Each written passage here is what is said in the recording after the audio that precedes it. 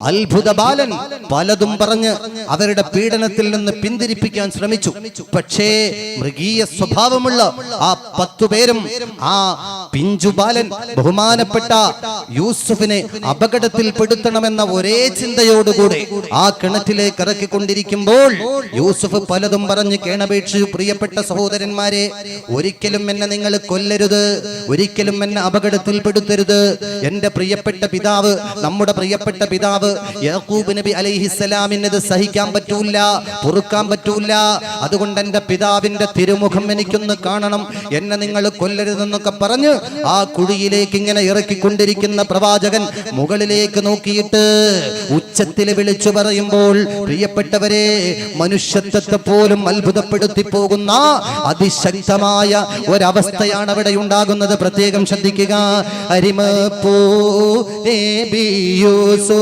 ഫിവ ചൊല്ലി മൂടിയും മുൻ അരിശത്താൽ കൂതിത്ത് ബന്ദിടേശം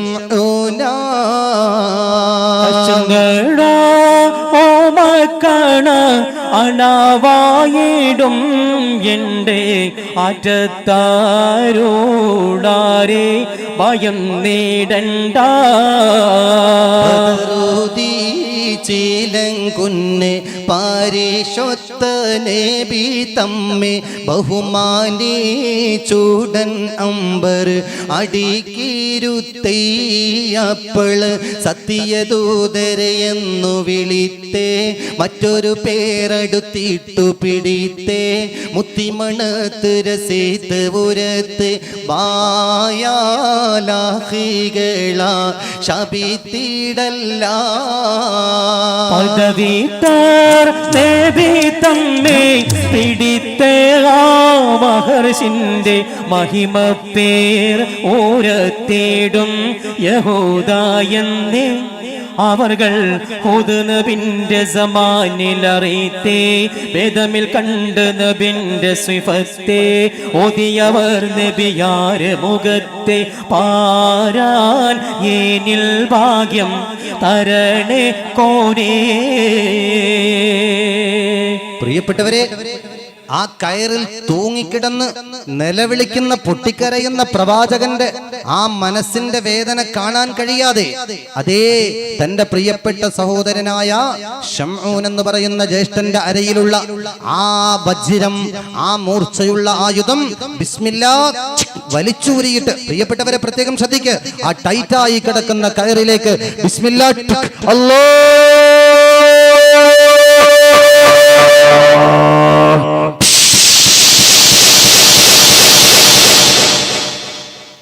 ഇൻഷാ അല്ലാഹ് എന്ത് സംഭവിക്കുന്നു പറയണ്ടേ, നമുക്ക് കേൾക്കണ്ടേ? എന്തെങ്കിലൊന്നും ഇല്ലാത്ത ഇൻഷാ അല്ലാഹ് നാളെ, ഇന്ന് സമയം ഒരുപാട് അതിക്രമിച്ചു. നാളെ നമുക്ക് ചരിത്രത്തിന്റെ ഭാഗം പറയണം. ഇന്ന് 3 സ്വലാത്തോടുകൂടെ മടങ്ങാം എന്ന് പറഞ്ഞുകൊണ്ടാണ് ഇന്നലെ നാം ഇവിടം വിട്ടു പോയത്. ബാക്കി ഭാഗം ശ്രദ്ധിക്കുക. അവിടം ഏകദിനന്ന് വേളയുണ്ടായി ഉമ്മൈജുബുൽ ഹാസീനെന്ന് അപകട കിണറാകം വസിച്ച് കൊൾവീനവിടം എത്തിടും യൂസുഫ് എന്ന മൊഴിക്ക് മുത്ത് യഹൂദ ഇതിൻ്റെ അടിക്ക് നിത്യ താമസമാക്കി ശരിക്ക് ആറ്റൽ നബിയാരെ വരവ് നോക്കി. അതിരറ്റേ ഇശഖോടെ ഇബാദത്തും എടുത്തവർ, അതിരറ്റേ ഇശഖോടെ ഇബാദത്തും എടുത്തവർ അതിനകം വാസിക്കുമ്പോൾ നബി യൂസുഫ കണ്ട് പിണ്ടവരൻ മനദാശയനക്ക് പണ്ടവനെ നീ വീട്ടിറടിക്ക് മണ്ഡലമിന്നെന്ന് പിരിക്ക് ആ നാൾ അവരോയിർ പിടിക്കപ്പെട്ടേ. പ്രിയപ്പെട്ടവരെ, ആഴക്കടലിലേക്ക് ആഴ്ന്നിറങ്ങുന്ന പ്രവാചകൻ അല്ലാ എന്നുള്ള ശബ്ദം ഉറക്കെ വിളിച്ചു പറയുമ്പോ അല്ലാഹു ആ വിളി കേൾക്കുകയും ഇങ്ങോട്ട് നോക്ക് അല്ലാഹു ആ വിളി കേൾക്കുകയും പെട്ടെന്ന് തന്നെ മുഖറബുൽ അംലാക്ക് മലക്ക് ജിബ്രീൽ അതാ അല്ലാഹ് പറയുന്നു ജിബ്രീലേ ആ ആഴ്ന്നിറങ്ങുന്ന അപകടക്കിണറ്റിലേക്ക് പതിക്കാനിരിക്കുന്നത് എന്റെ പ്രവാചകനാകാൻ പോകുന്ന യൂസുഫ. അതുകൊണ്ട് അപകടത്തിൽ പെടരുത്, എന്റെ പ്രവാചകൻ അപകടം പറ്റരുത്, ഒരു രോമത്തിന് പോലും കേടുപാട് സംഭവിച്ചു പോകരുത്. അതുകൊണ്ട് പിടിക്കു ജിബ്രീലേ, രക്ഷപ്പെടുത്തു ജിബ്രീലേ. പറഞ്ഞു തീരുമ്പോഴേക്ക് മുഖറബുൽ അംലാക്ക് മലക്ക് ജിബ്രീൽ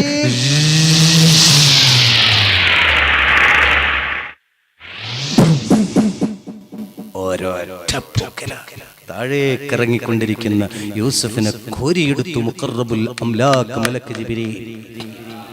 എന്നിട്ടോ ആ കിണറിന്റെ ഒരു ഭാഗത്ത്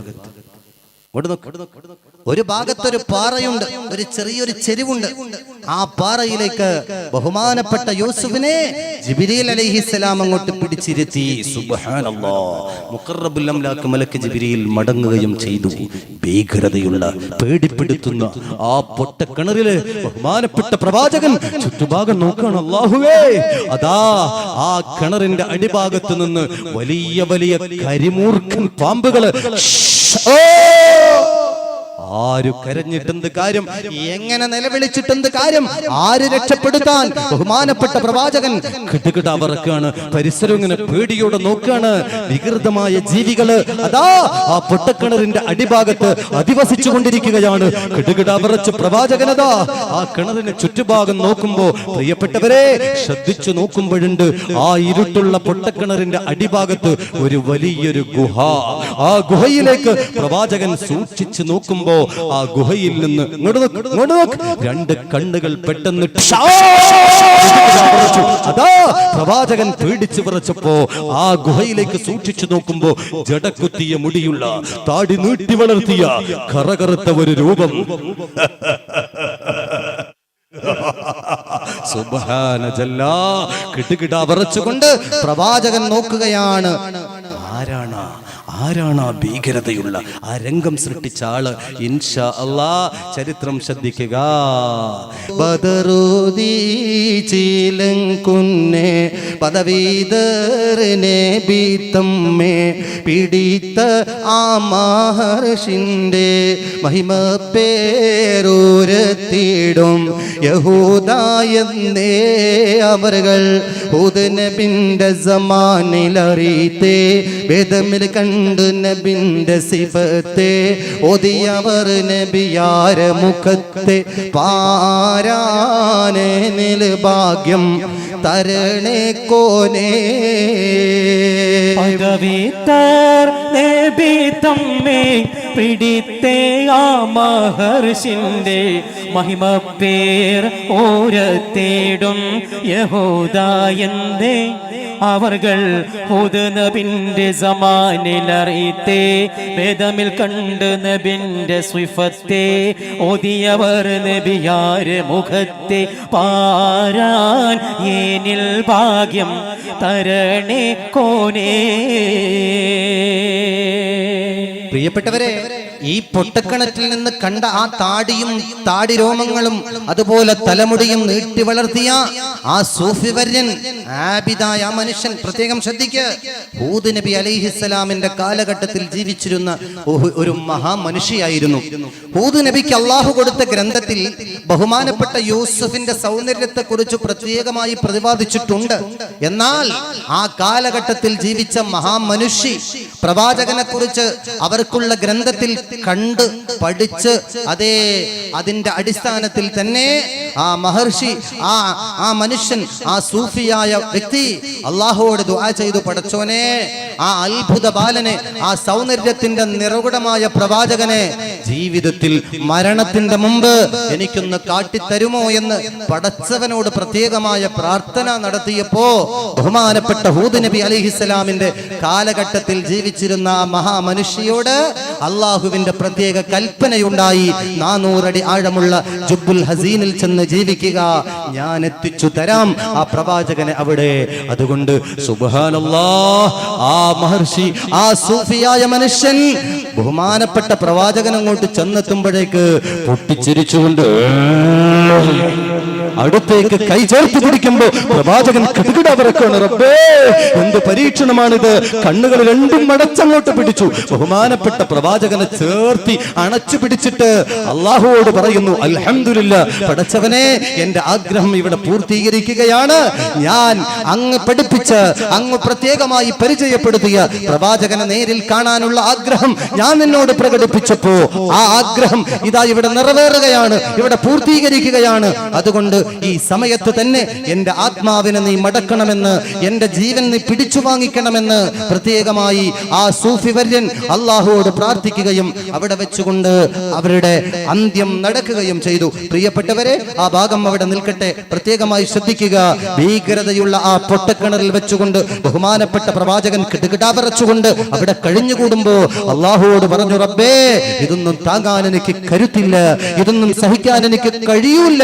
അതുകൊണ്ട് തമ്പുരാനെ, എല്ലാ പരീക്ഷണങ്ങളെയും അതിജീവിക്കാനുള്ള മനക്കരുത്ത് നീ എനിക്ക് നൽകണമെന്ന് പ്രത്യേകമായി പ്രവാചകൻ പടച്ചവനോട് പ്രാർത്ഥിച്ചപ്പോൾ, പ്രിയപ്പെട്ടവരെ, ആ ഭീകരത തോന്നിക്കുന്ന ഇരുട്ടറയാകുന്ന പൊട്ടക്കിണറ് അല്ലാഹു തആല പ്രത്യേകമായി സ്വർഗീയ സംവിധാനമാക്കി മാറ്റുകയാണ്. പ്രത്യേകമായ സ്വർഗീയ സംവിധാനം, നല്ല സുഖാനുഭൂതിയുള്ള ഒരു പ്രദേശമായി, വിശാലമായ ഒരു പ്രദേശം പോലെ അള്ളാഹു ആക്കി കൊടുക്കുകയാണ്. ബഹുമാനപ്പെട്ട പ്രവാചകൻ സന്തോഷത്തോടെ സ്വർഗീയ വിഭവങ്ങൾ കഴിച്ചുകൊണ്ട് ആ പൊട്ടക്കിണറിൽ കഴിഞ്ഞുകൂടുകയാണ്. ആ ഭാഗം അവിടെ നിൽക്കട്ടെ. സ്വന്തം രക്തബന്ധങ്ങളായ സഹോദരന്മാർ ഈ അത്ഭുത ബാലനെ അപകടത്തിൽപ്പെടുത്തിയിട്ട് പ്രത്യേകം ശ്രദ്ധിക്കും. പിന്നെ അവരെന്താണ് ചെയ്തത്? നമുക്കതിലേക്കൊന്ന് മടങ്ങാം. പിന്നാമീസതിൽ കബിഷിന്തമ്മ പെരികെ ഭയത്തോടെ പിരട്ടി ചുമ്മാ കണ്ണീന്നോരിട്ട് നീർ പുറപ്പെടാതെ കഠിനാരവമോടെ കരഞ്ഞപ്പോതേ നാവരാകെ തലയിൽ കയ്യേ ഓക്കിൽ പരദീപേ തളോത് ഹയ്യേ പുന്നാരമായി പോറ്റും അഹിയൂസുഫ പൂജിത്ത് ദേവെന്നും വയാ അസഫ. പ്രിയപ്പെട്ടവരെ, പൊന്നു സഹോദരനെ അപകടത്തിൽപ്പെടുത്തിയ ശേഷം അവർ പരസ്പരം ചർച്ച നടത്തുകയാണ്. എടാ, നമ്മുടെ ലക്ഷ്യം ഇവിടെ പൂർത്തീകരിച്ചു, പക്ഷേ പിതാവിലേക്ക് മടങ്ങി ചെല്ലുമ്പോൾ നമ്മൾ എന്താ പറയുക? അവിടെ ചെല്ലുമ്പോ ബാവയോട് നാം എന്തു പറയും, എന്താണ് ചെയ്യേണ്ടത് എന്ന ബോധം അവർക്ക് അപ്പോഴാണ് ഉണ്ടാകുന്നത്. പ്രത്യേകം ശ്രദ്ധിക്കുക. അവരേകകണ്ഠമായി, ഐക്യകണ്ഠമായി തീരുമാനമെടുത്തു. അത്ഭുത ബാലനായ യൂസുഫിൽ നിന്ന് ബലം പ്രയോഗിച്ച് പിടിച്ചു വാങ്ങിച്ച ആ ഷർട്ട്, അതിൽ ആടിനെ അറക്കുകയും, പ്രത്യേകം ശ്രദ്ധിക്കുക, ഇവിടെ നിന്നും വിശദീകരിക്കാൻ നമുക്ക് സമയമില്ല. ആടിനെ അറുത്തുകൊണ്ട് അതിന്റെ ബ്ലഡ്, അതിന്റെ രക്തം, അതിന്റെ ചോര ആ വസ്ത്രത്തിൽ പുരട്ടിയിട്ട് പിതാവിനോട് കള്ളം പറയാമെന്ന ആ അഭിപ്രായത്തോടെ എല്ലാവരും അതാ പിതാവിന്റെ അടുത്തേക്ക് വരുമ്പോ, പ്രിയപ്പെട്ടവരെ, യാക്കൂബ് നബി അലൈഹിസ്സലാമിന്റെ ഇപ്പോഴത്തെ അവസ്ഥ എന്താണ്? മക്കള് തിരിച്ചു വരുന്ന സമയം അതിക്രമിച്ചിരിക്കുന്നു. മക്കള് തിരിച്ചു വരാനുള്ള സമയം അതിക്രമിച്ചിരിക്കുന്നു. എന്തേ വരാത്ത, എന്തേ കാണാത്ത, ഇതിങ്ങനെ ചിന്തിച്ചുകൊണ്ട് വീട്ടിലൂടെ സ്വസ്ഥതയില്ലാതെ അസ്വസ്ഥനായിക്കൊണ്ട് വീട്ടുമുറ്റത്തൂടെ അങ്ങോട്ടും ഇങ്ങോട്ടും ഇങ്ങനെ നടക്കുകയാണ്. ബഹുമാനപ്പെട്ടവർക്ക് സ്വസ്ഥത കിട്ടുന്നില്ല, സമാധാനം തോന്നുന്നില്ല. അങ്ങനെ ആ വീട്ടിൽ കഴിഞ്ഞുകൂടുമ്പോ എന്താണ് സംഭവിക്കുന്നത്? നമുക്കൊന്ന് പരിശോധിക്കാം. പരമദുഃഖം മനതകത്ത് കവിന്ത് നിന്റെ നബിക്ക് മരണക്കുറ്റാർ മയിൽ ദൂരത്തിൻ നടിക്കൈ കാതിലിറടിക്ക് കരുണരപ്പള്ളൂരത്ത് ദില്ലിൽ പനികൾക്കെന്തോ വികടം കവിന്ത ദുഃഖം കനിന്തിട്ടുണ്ട് മറിന്തുറപ്പി തകിടം മുമ്പിൽ ഐഷവകത്തിൽ പനികളൊക്കെ അടുത്തേ കൊതുകുലത്താൽ നിലവിളിത്ത് മുഖത്തും മാറിലടി പെരുത്തെ ബാവ അഹിയെ എന്ന് കടുത്ത് ചെന്നായി ഭുജിത്തേ വിവരം കേട്ട് പൊളുതിൽ ബോധം മറിന്ത് താങ്ങി പിടിത്തേ മക്കൾ കിടത്തി നോക്കും പൊളുതിൽ ബാവ കറമേ വിവരമില്ല ശ്രദ്ധിച്ചപ്പോൾ മരിച്ചു പോയ തരമേ ചടലമിൽ നിന്നുയിർ വിടുന്തേ പരിശ് കണ്ട് പനികൾ തമ്മിൽ ഉരത്തു നമ്മൾ എടുത്തതെന്തു പണികൾ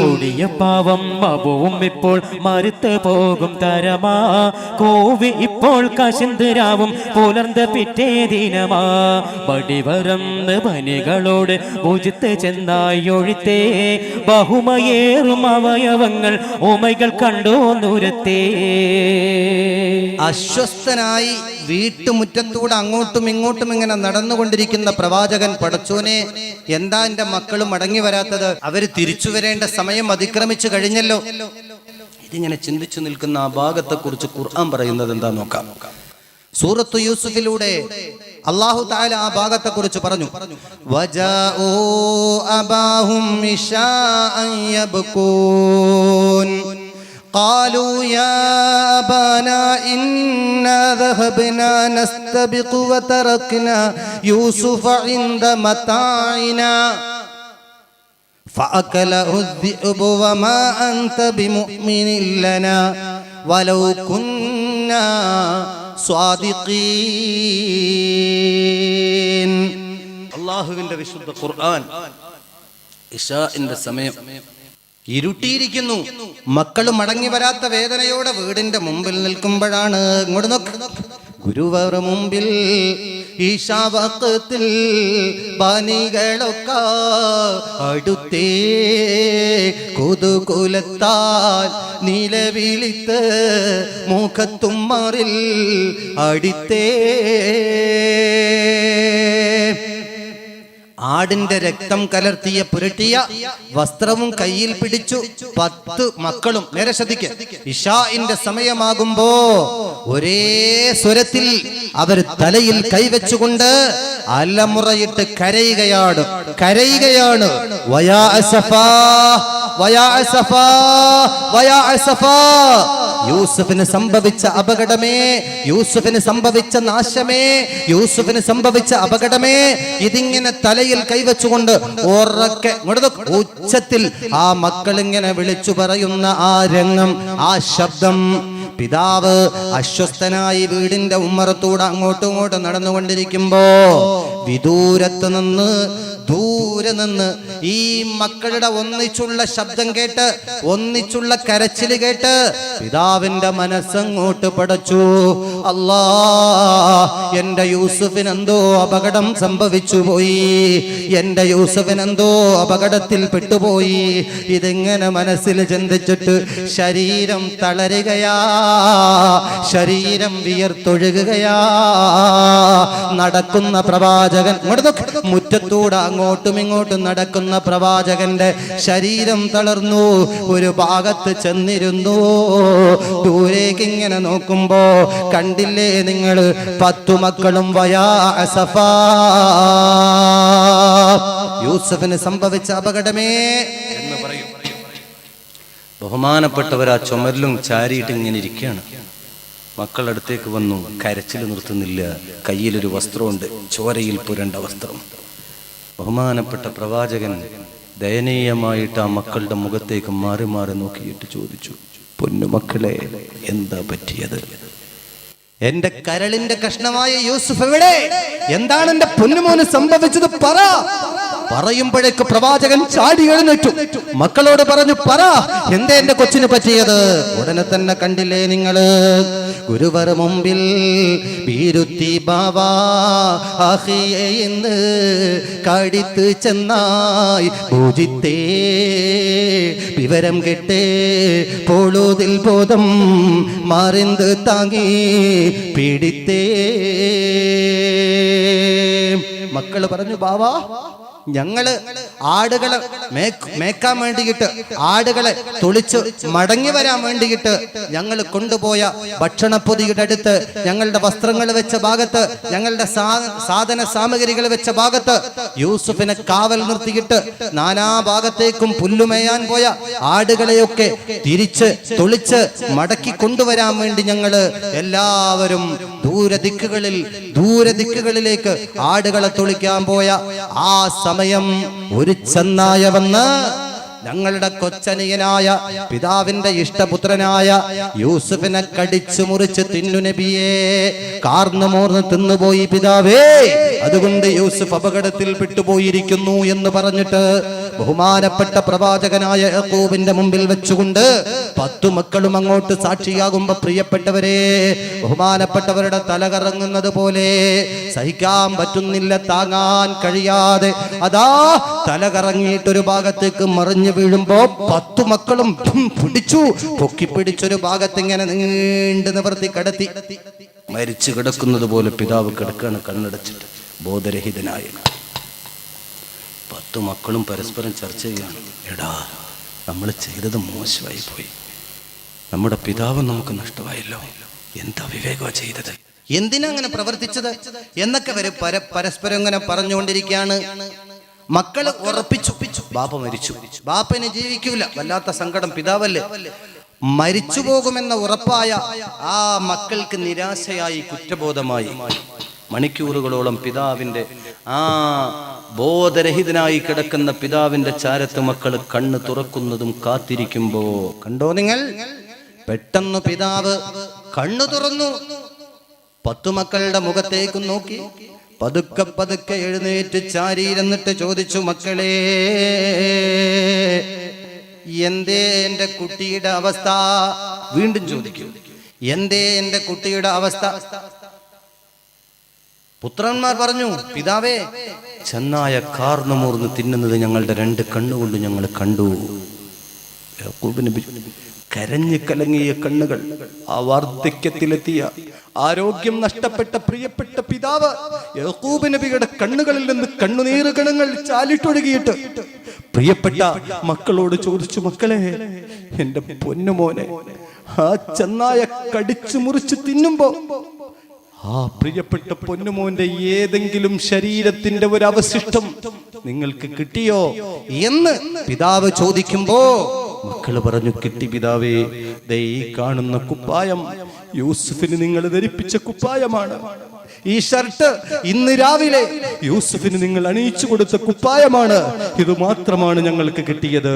ബഹുമാനപ്പെട്ട പ്രവാചകൻ കിട്ടുകിട്ടാവിറക്കുന്ന വിറയാർന്ന കൈകളോടുകൂടെ ആ രക്തത്തിൽ പുരണ്ട് ഒഴുകി വലിക്കുന്ന ആ വസ്ത്രം കൈ നീട്ടിയിട്ട് പറഞ്ഞു, ഒന്നിങ്ങോട്ട് താ, എന്റെ പൊന്നുമോന് ധരിച്ച കുപ്പായം, അതെങ്കിലും ഞാനൊന്ന് പിടിക്കട്ടെ എന്ന് പറഞ്ഞു വിറയാർന്ന കൈകളോടെ ആ ഷർട്ട് ഇങ്ങോട്ട് വാങ്ങിച്ചു.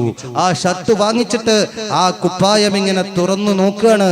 ആ കുപ്പായം ഇങ്ങനെ തുറന്നു നോക്കുന്ന പ്രവാചകൻ, പൊട്ടിക്കരയുന്ന പ്രവാചകൻ പെട്ടെന്ന് സ്വഭാവം അങ്ങോട്ട് മാറി. പെട്ടെന്ന് സ്വഭാവം അങ്ങോട്ട് മാറിയിട്ട് പൊട്ടിയങ്ങോട്ട് ചിരിച്ചു. പടച്ചോനെ, പിതാവിന് മാനസിക രോഗമായി, ഭ്രാന്ത് പിടിച്ചു. മക്കള് പരസ്പരം പറയുക. മക്കള് ചോദിച്ചുപ്പാ, എന്താ നിങ്ങൾ കരഞ്ഞുകൊണ്ടിരിക്കുന്നതിന്റെ ഇടയിൽ പെട്ടെന്ന് പൊട്ടിച്ചിരിക്കാനുള്ള കാരണം? കണ്ടോ നിങ്ങൾ, ഭുജിത്തു എന്നവർ ഉരത്തപ്പോതുടൻ മറുത്ത് നബിയാരും ബനികളിൽ വിരുത്തി സർവേരും ഒഷിവത് പുതിയൊരു കഥ, ഇത് മതി അതിനതിശയം ഭവിത്തനിൽ നേരും കളവുകൾ കലത്തിടൈ നീരും. മതത്തിലന്നവർ ഒരു യൂസുഫ് ഭുജിത്തതിന ഇതേ ദിനം പിടിത്തയബയുടന ഉമതോടെ പരിഭവത്തിരുമുഖം പരത്തിടയാതിപ്പോൾ ദൂരത്തിടും മൊഴിവാ ഇത് വിധം തിരുത്തകിത് പതിനാ മതത്തിലെല്ലാരും ചൊടിത്ത് കൊണ്ടുടൻ വനത്തിൽ വെത്തിയിട്ട് വലകളും തിരുത്ത് വെത്തിയിട്ട് മടി വിടും തടവയും ഉടനടി കൊടുമയും പിടുത്ത് കിട്ടിയിട്ട് സമൂഹം ബലിത്ത് കൊണ്ടിട്ട് കുപ്പായത്തിലേക്ക് നോക്കി പെട്ടെന്ന് പൊട്ടിച്ചിരിച്ച പിതാവിനോട് അത്ഭുതത്തോടെ ആശ്ചര്യത്തോടെ തന്റെ പ്രിയപ്പെട്ട പൊന്നുമക്കൾ ചോദിച്ചു, ബാവാ എന്തേ നിങ്ങൾ കരയുന്നതിനിടക്ക് ചിരിക്കാനുള്ള കാരണം? പെട്ടെന്ന് തന്നെ യാക്കൂബ് നബി അലൈഹിസ്സലാം മക്കളോട് പറയുകയാണ്, അളൂത് മൊളിന്ത് ബാവാ കനിന്തേതമ്മാൽ മുഷിപ്പ് മൂത്തേൻ അളൂത് ഹമ്മാൽ കളവാണോനായുടെ പൽക്കൊണ്ടേ കമീസ് കീറാ തരത്തെ കണ്ടേ. എന്താണ് പ്രവാചകൻ ചിരിക്കാനുള്ള കാരണം? ഈ കുപ്പായം യൂസുഫ് ധരിച്ച ഷർട്ട് ഇങ്ങനെ നോക്കിയിട്ട് പ്രവാചകൻ ഇങ്ങനെ ചിന്തിക്കാണ്, പടച്ചോനെ. പെട്ടെന്ന് ചിരിച്ചു. മക്കളുടെ ചോദ്യത്തിന് പറഞ്ഞു, അല്ല മക്കളെ, ഞാൻ അങ്ങനെ ചിരിക്കാനുള്ള കാരണം എന്താണെന്നറിയോ? എന്റെ പ്രിയപ്പെട്ട കുഞ്ഞുമോനെ ആ ചെന്നായ കടിച്ചു മുറിച്ച് തിന്നുമ്പോ എന്റെ കൊച്ചിന്റെ ശറഫാക്കപ്പെട്ട ശരീരത്ത് ധരിച്ച ഈ ഉടുപ്പിന് ഒരു പല്ലിന്റെയോ നഖത്തിന്റെയോ പോറല് പോലും ഇല്ലല്ലോ. അത് ചിന്തിച്ചിട്ടാണ് ഞാൻ ചിരിക്കുന്നത് എന്ന് യാക്കൂബ് നബി. ബഹുമാനപ്പെട്ട ബൽഖായിലെ സുൽത്താൻ ഇബ്രാഹിം ഇബ്നു അദ്ഹം, മറക്കാതെ മടിക്കാതെ പറ, ഇബ്രാഹിം ഇബ്നു അദ്ഹം. ആരാണ് ഇബ്രാഹിം ഇബ്നു അദ്ഹം എന്നറിയോ കൂട്ടരെ? ഇന്ത്യയെ പോലുള്ള 18 സാമ്രാജ്യങ്ങളുടെ അധിപതിയായിരുന്ന അഹങ്കാരിയായിരുന്ന ചക്രവർത്തി ഇബ്രാഹിം ഇബ്നു അദ്ഹം അള്ളാഹുവിന്റെ ഹിദായത്തിന്റെ നൂറാനിയത്ത് അവിടുത്തെ ഹൃദയത്തിലേക്ക് കൊടുക്കാൻ അള്ളാഹ് തീരുമാനിച്ചു. പല ദൃഷ്ടാന്തങ്ങളിലൂടെയാണ് ബഹുമാനപ്പെട്ട ഇബ്രാഹിം ഇബ്നു അദ്ഹം റളിയല്ലാഹു അൻഹുവിനെ അല്ലാഹു തആല അവിടുത്തെ ഹൃദയത്തെ സ്ഫുടം ചെയ്തെടുക്കുന്നത്. അതിൽ ഒരു പരീക്ഷണം ഞാൻ പറയാം. ബഹുമാനൊരു നാളിൽ നേരം പുലർച്ചയ്ക്ക് പീരിത തഖ്തിൽ നിണ്ടേ വെളികൊള്ളെ ഇറങ്ങി ഉലാവി പതിവ് പോൽ പിറകന്ന് മടങ്ങിച്ചണ്ടേ സഹവാസമുറിയിലടുത്ത സമയത്ത് ഷറഫുറ്റ വിരിപ്പ് തന്നിൽ ദാസിയാളൊരുത്തി അവള് തല വെച്ച് ശയനമായി കനിന്ത് കണ്ണിൽ. പ്രിയപ്പെട്ടവരെ, ബൽഹായിലെ ചക്രവർത്തി നായാട്ടു കഴിഞ്ഞ് ക്ഷീണിച്ചവശനായി മടങ്ങി വരാൻ വീട്ടിലേക്ക് കയറി വരാം.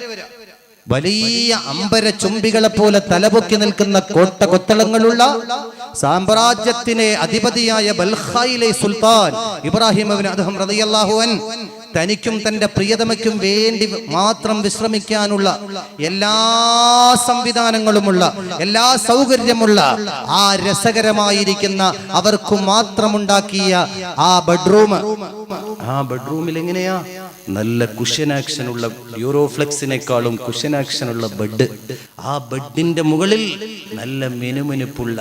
നല്ല മിനുമിനുപ്പുള്ള സുഖമുള്ള ഒരു പട്ടിന്റെ വസ്ത്രം കൊണ്ട് ആ ബെഡ് വിരിച്ചിരിക്കുന്നു. ആ ബെഡ് വിരിച്ചിരിക്കുന്നു. എല്ലാ സൗകര്യങ്ങളും ചക്രവർത്തി റൂമിൽ സംവിധാനിച്ചിരിക്കുന്നു. തന്റെ പ്രിയപ്പെട്ടവൾക്കും തനിക്കും മാത്രം അവകാശപ്പെട്ട റൂം. അതിലേക്ക് ആ ചക്രവർത്തി നായാട്ടു കഴിഞ്ഞ് ക്ഷീണിച്ച് വിയർത്തൊഴുകിയിട്ട് ആ റൂമിലേക്ക് അങ്ങോട്ട് കയറി ചെല്ലുമ്പോ കാണുന്ന കാഴ്ച കണ്ണുകളെ അത്ഭുതപ്പെടുത്തുന്ന കാഴ്ചയാണ്. ചക്രവർത്തി അത്ഭുതപ്പെട്ടു പോയി. എന്താ സംഭവം? വീട്ടിൽ തൂപ്പുവാരുന്ന, സെർവന്റ് ജോലി ചെയ്യുന്ന, തന്റെ വീട്ടിലെ അഴുക്കുകൾ കഴുകി വൃത്തിയാക്കുന്ന ആ സെർവന്റുകാരിയായ, തൂപ്പുകാരിയായ പെണ്ണ് ആ ബെഡിൽ കിടന്ന് സുഖമായി കൂർക്കം വലിച്ചുറങ്ങ. ഇതെന്താ അത്ഭുതം! ചക്രവർത്തിക്ക് ദേഷ്യം വന്നു, കലിതുള്ളി. അഹങ്കാരിയായ ചക്രവർത്തി ചുമരിൽ തൂക്കിയിട്ട് ചാട്ടവാറ് വലിച്ചൂരിയിട്ട് പരിസരം മറന്ന് സുഖമായി കിടന്നുറങ്ങുന്ന പെൺകുട്ടിയുടെ ശരീരത്തേക്ക് പെട്ടെന്ന് ചാടി എണീറ്റ് നോക്കുമ്പോ മുമ്പിൽ ബിംബം പോലെ ചക്രവർത്തി നിൽക്കുന്നു. ഉടനെ തന്നെ പെൺകുട്ടി ഒറ്റ ചിരിയും കൊണ്ട് ചിരിച്ചു എന്ന് മാത്രമല്ല, ഉടനെ തന്നെ ആ പെൺകുട്ടി കരഞ്ഞു.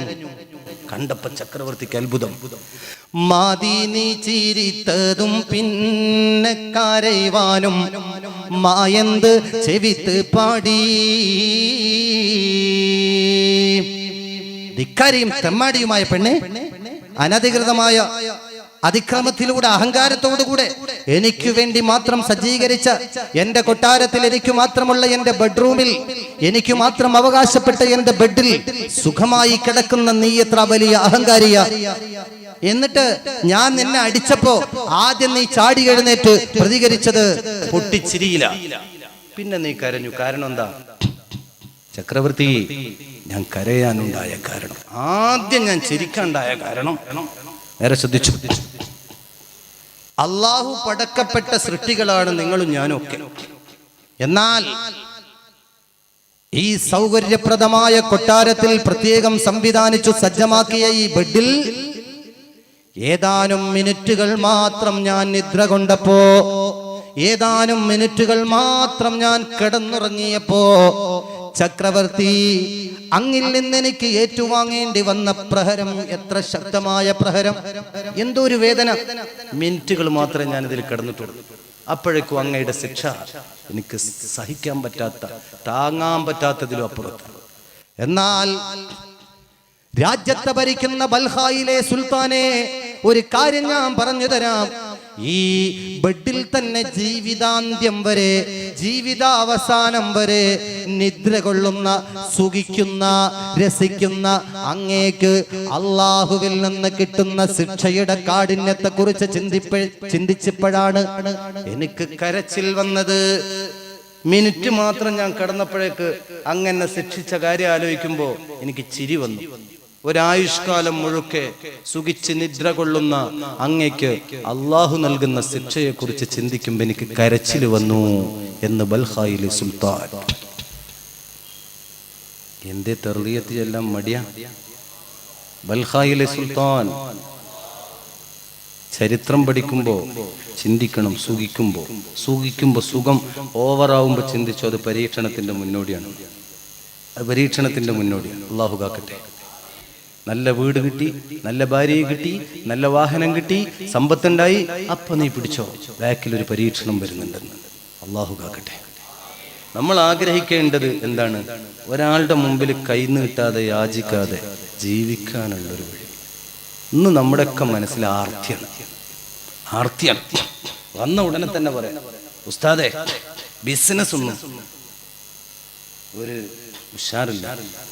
എന്താ ഇപ്പൊ കിട്ടണത്?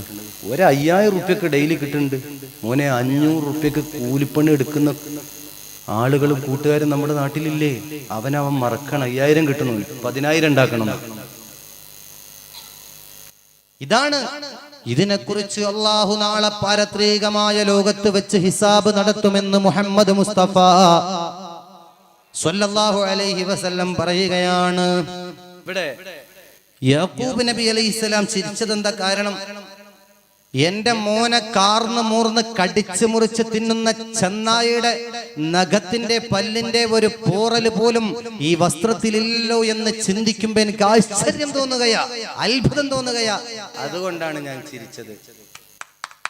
അതുകൊണ്ട് പറ, എന്റെ കൊച്ചിനെന്താ പറ്റിയത്? സത്യം പറ, എന്റെ കുട്ടിക്ക് എന്താ പറ്റിയത്? ഒരേ സ്വരത്തിൽ അവർ ആവർത്തിച്ചു പറഞ്ഞു, പിതാവേ സത്യമാ ഞങ്ങൾ പറയുന്നത്, അവിടെ നിന്ന് വിശ്വസിക്ക്. എങ്കിൽ ആ ചെന്നായെ കൊണ്ടുവാ. 10 പേരും കാട്ടിലേക്ക്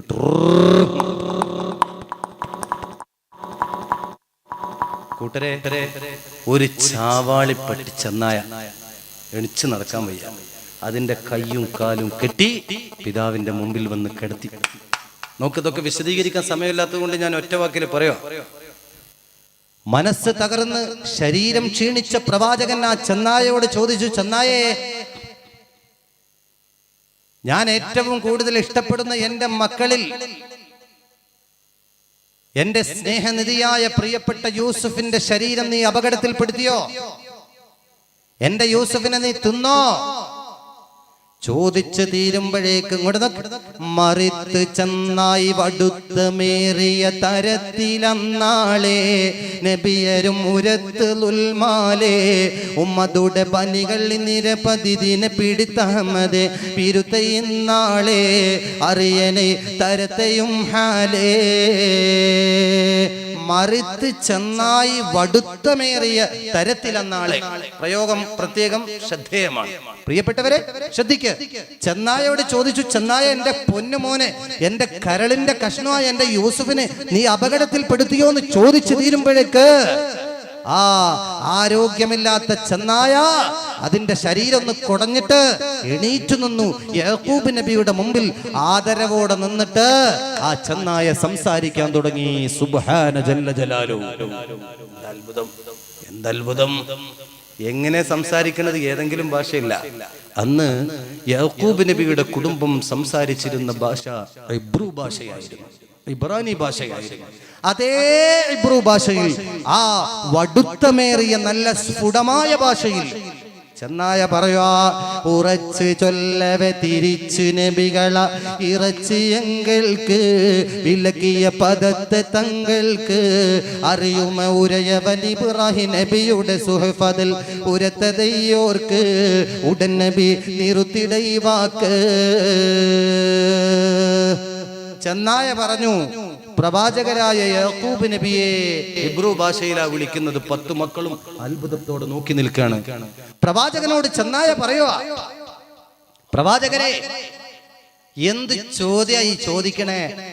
ഇബ്രാഹിം നബി അലൈഹിസ്സലാമിന് അള്ളാഹു ഇറക്കിക്കൊടുത്ത വേദഗ്രന്ഥത്തിൽ അമ്പിയാക്കളുടെ ശരീരം വന്യമൃഗങ്ങൾക്ക് ഹറാമാണ് എന്ന് പഠിപ്പിച്ചിട്ടില്ലേ നബിയെ? എന്നിട്ട് എന്ത് ചോദ്യമായി ചോദിക്കണം? ഒന്നും അറിയാത്തതുപോലെ. അമ്പിയാക്കളുടെ ശരീരം ഞങ്ങൾക്ക് ഹറാമല്ലേ, എന്നിട്ട് ആ ശരീരം ഞങ്ങൾ തിന്നു എന്ന് ആരോപണം ഉന്നയിക്കുന്നു. ഇത് കേട്ടപ്പോ യാക്കൂബ് നബി പറഞ്ഞു, ഉടൻ നബി നിർത്തിടൈ വാക്ക്. നിർത്ത്, നീ കേൾക്കണ്ട, എനിക്ക് പോ എന്റെ മുമ്പിൽ നിന്ന്. ആ ചെന്നായ എഴുന്നേറ്റു, പതുക്കെ അങ്ങോട്ട് നടന്നു, മക്കളോട് ചോദിച്ചു, പറ. അപ്പോഴും മക്കൾ പറയുക, അപകടത്തില. പ്രിയപ്പെട്ടവരെ, കണ്ടില്ലേ നിങ്ങൾ? ബഹുമാനപ്പെട്ട പ്രവാചകൻ നിരാശയോടെ കഴിഞ്ഞുകൂടാൻ തീരുമാനിച്ചു. ദിവസങ്ങൾ മാസങ്ങൾക്ക് വഴിയൊരുക്കി. കാലഘട്ടം കറങ്ങിക്കൊണ്ടിരിക്കുന്നു. എന്ത് സംഭവിക്കുന്നു? നമുക്കൊന്ന് പരിശോധിക്കാം.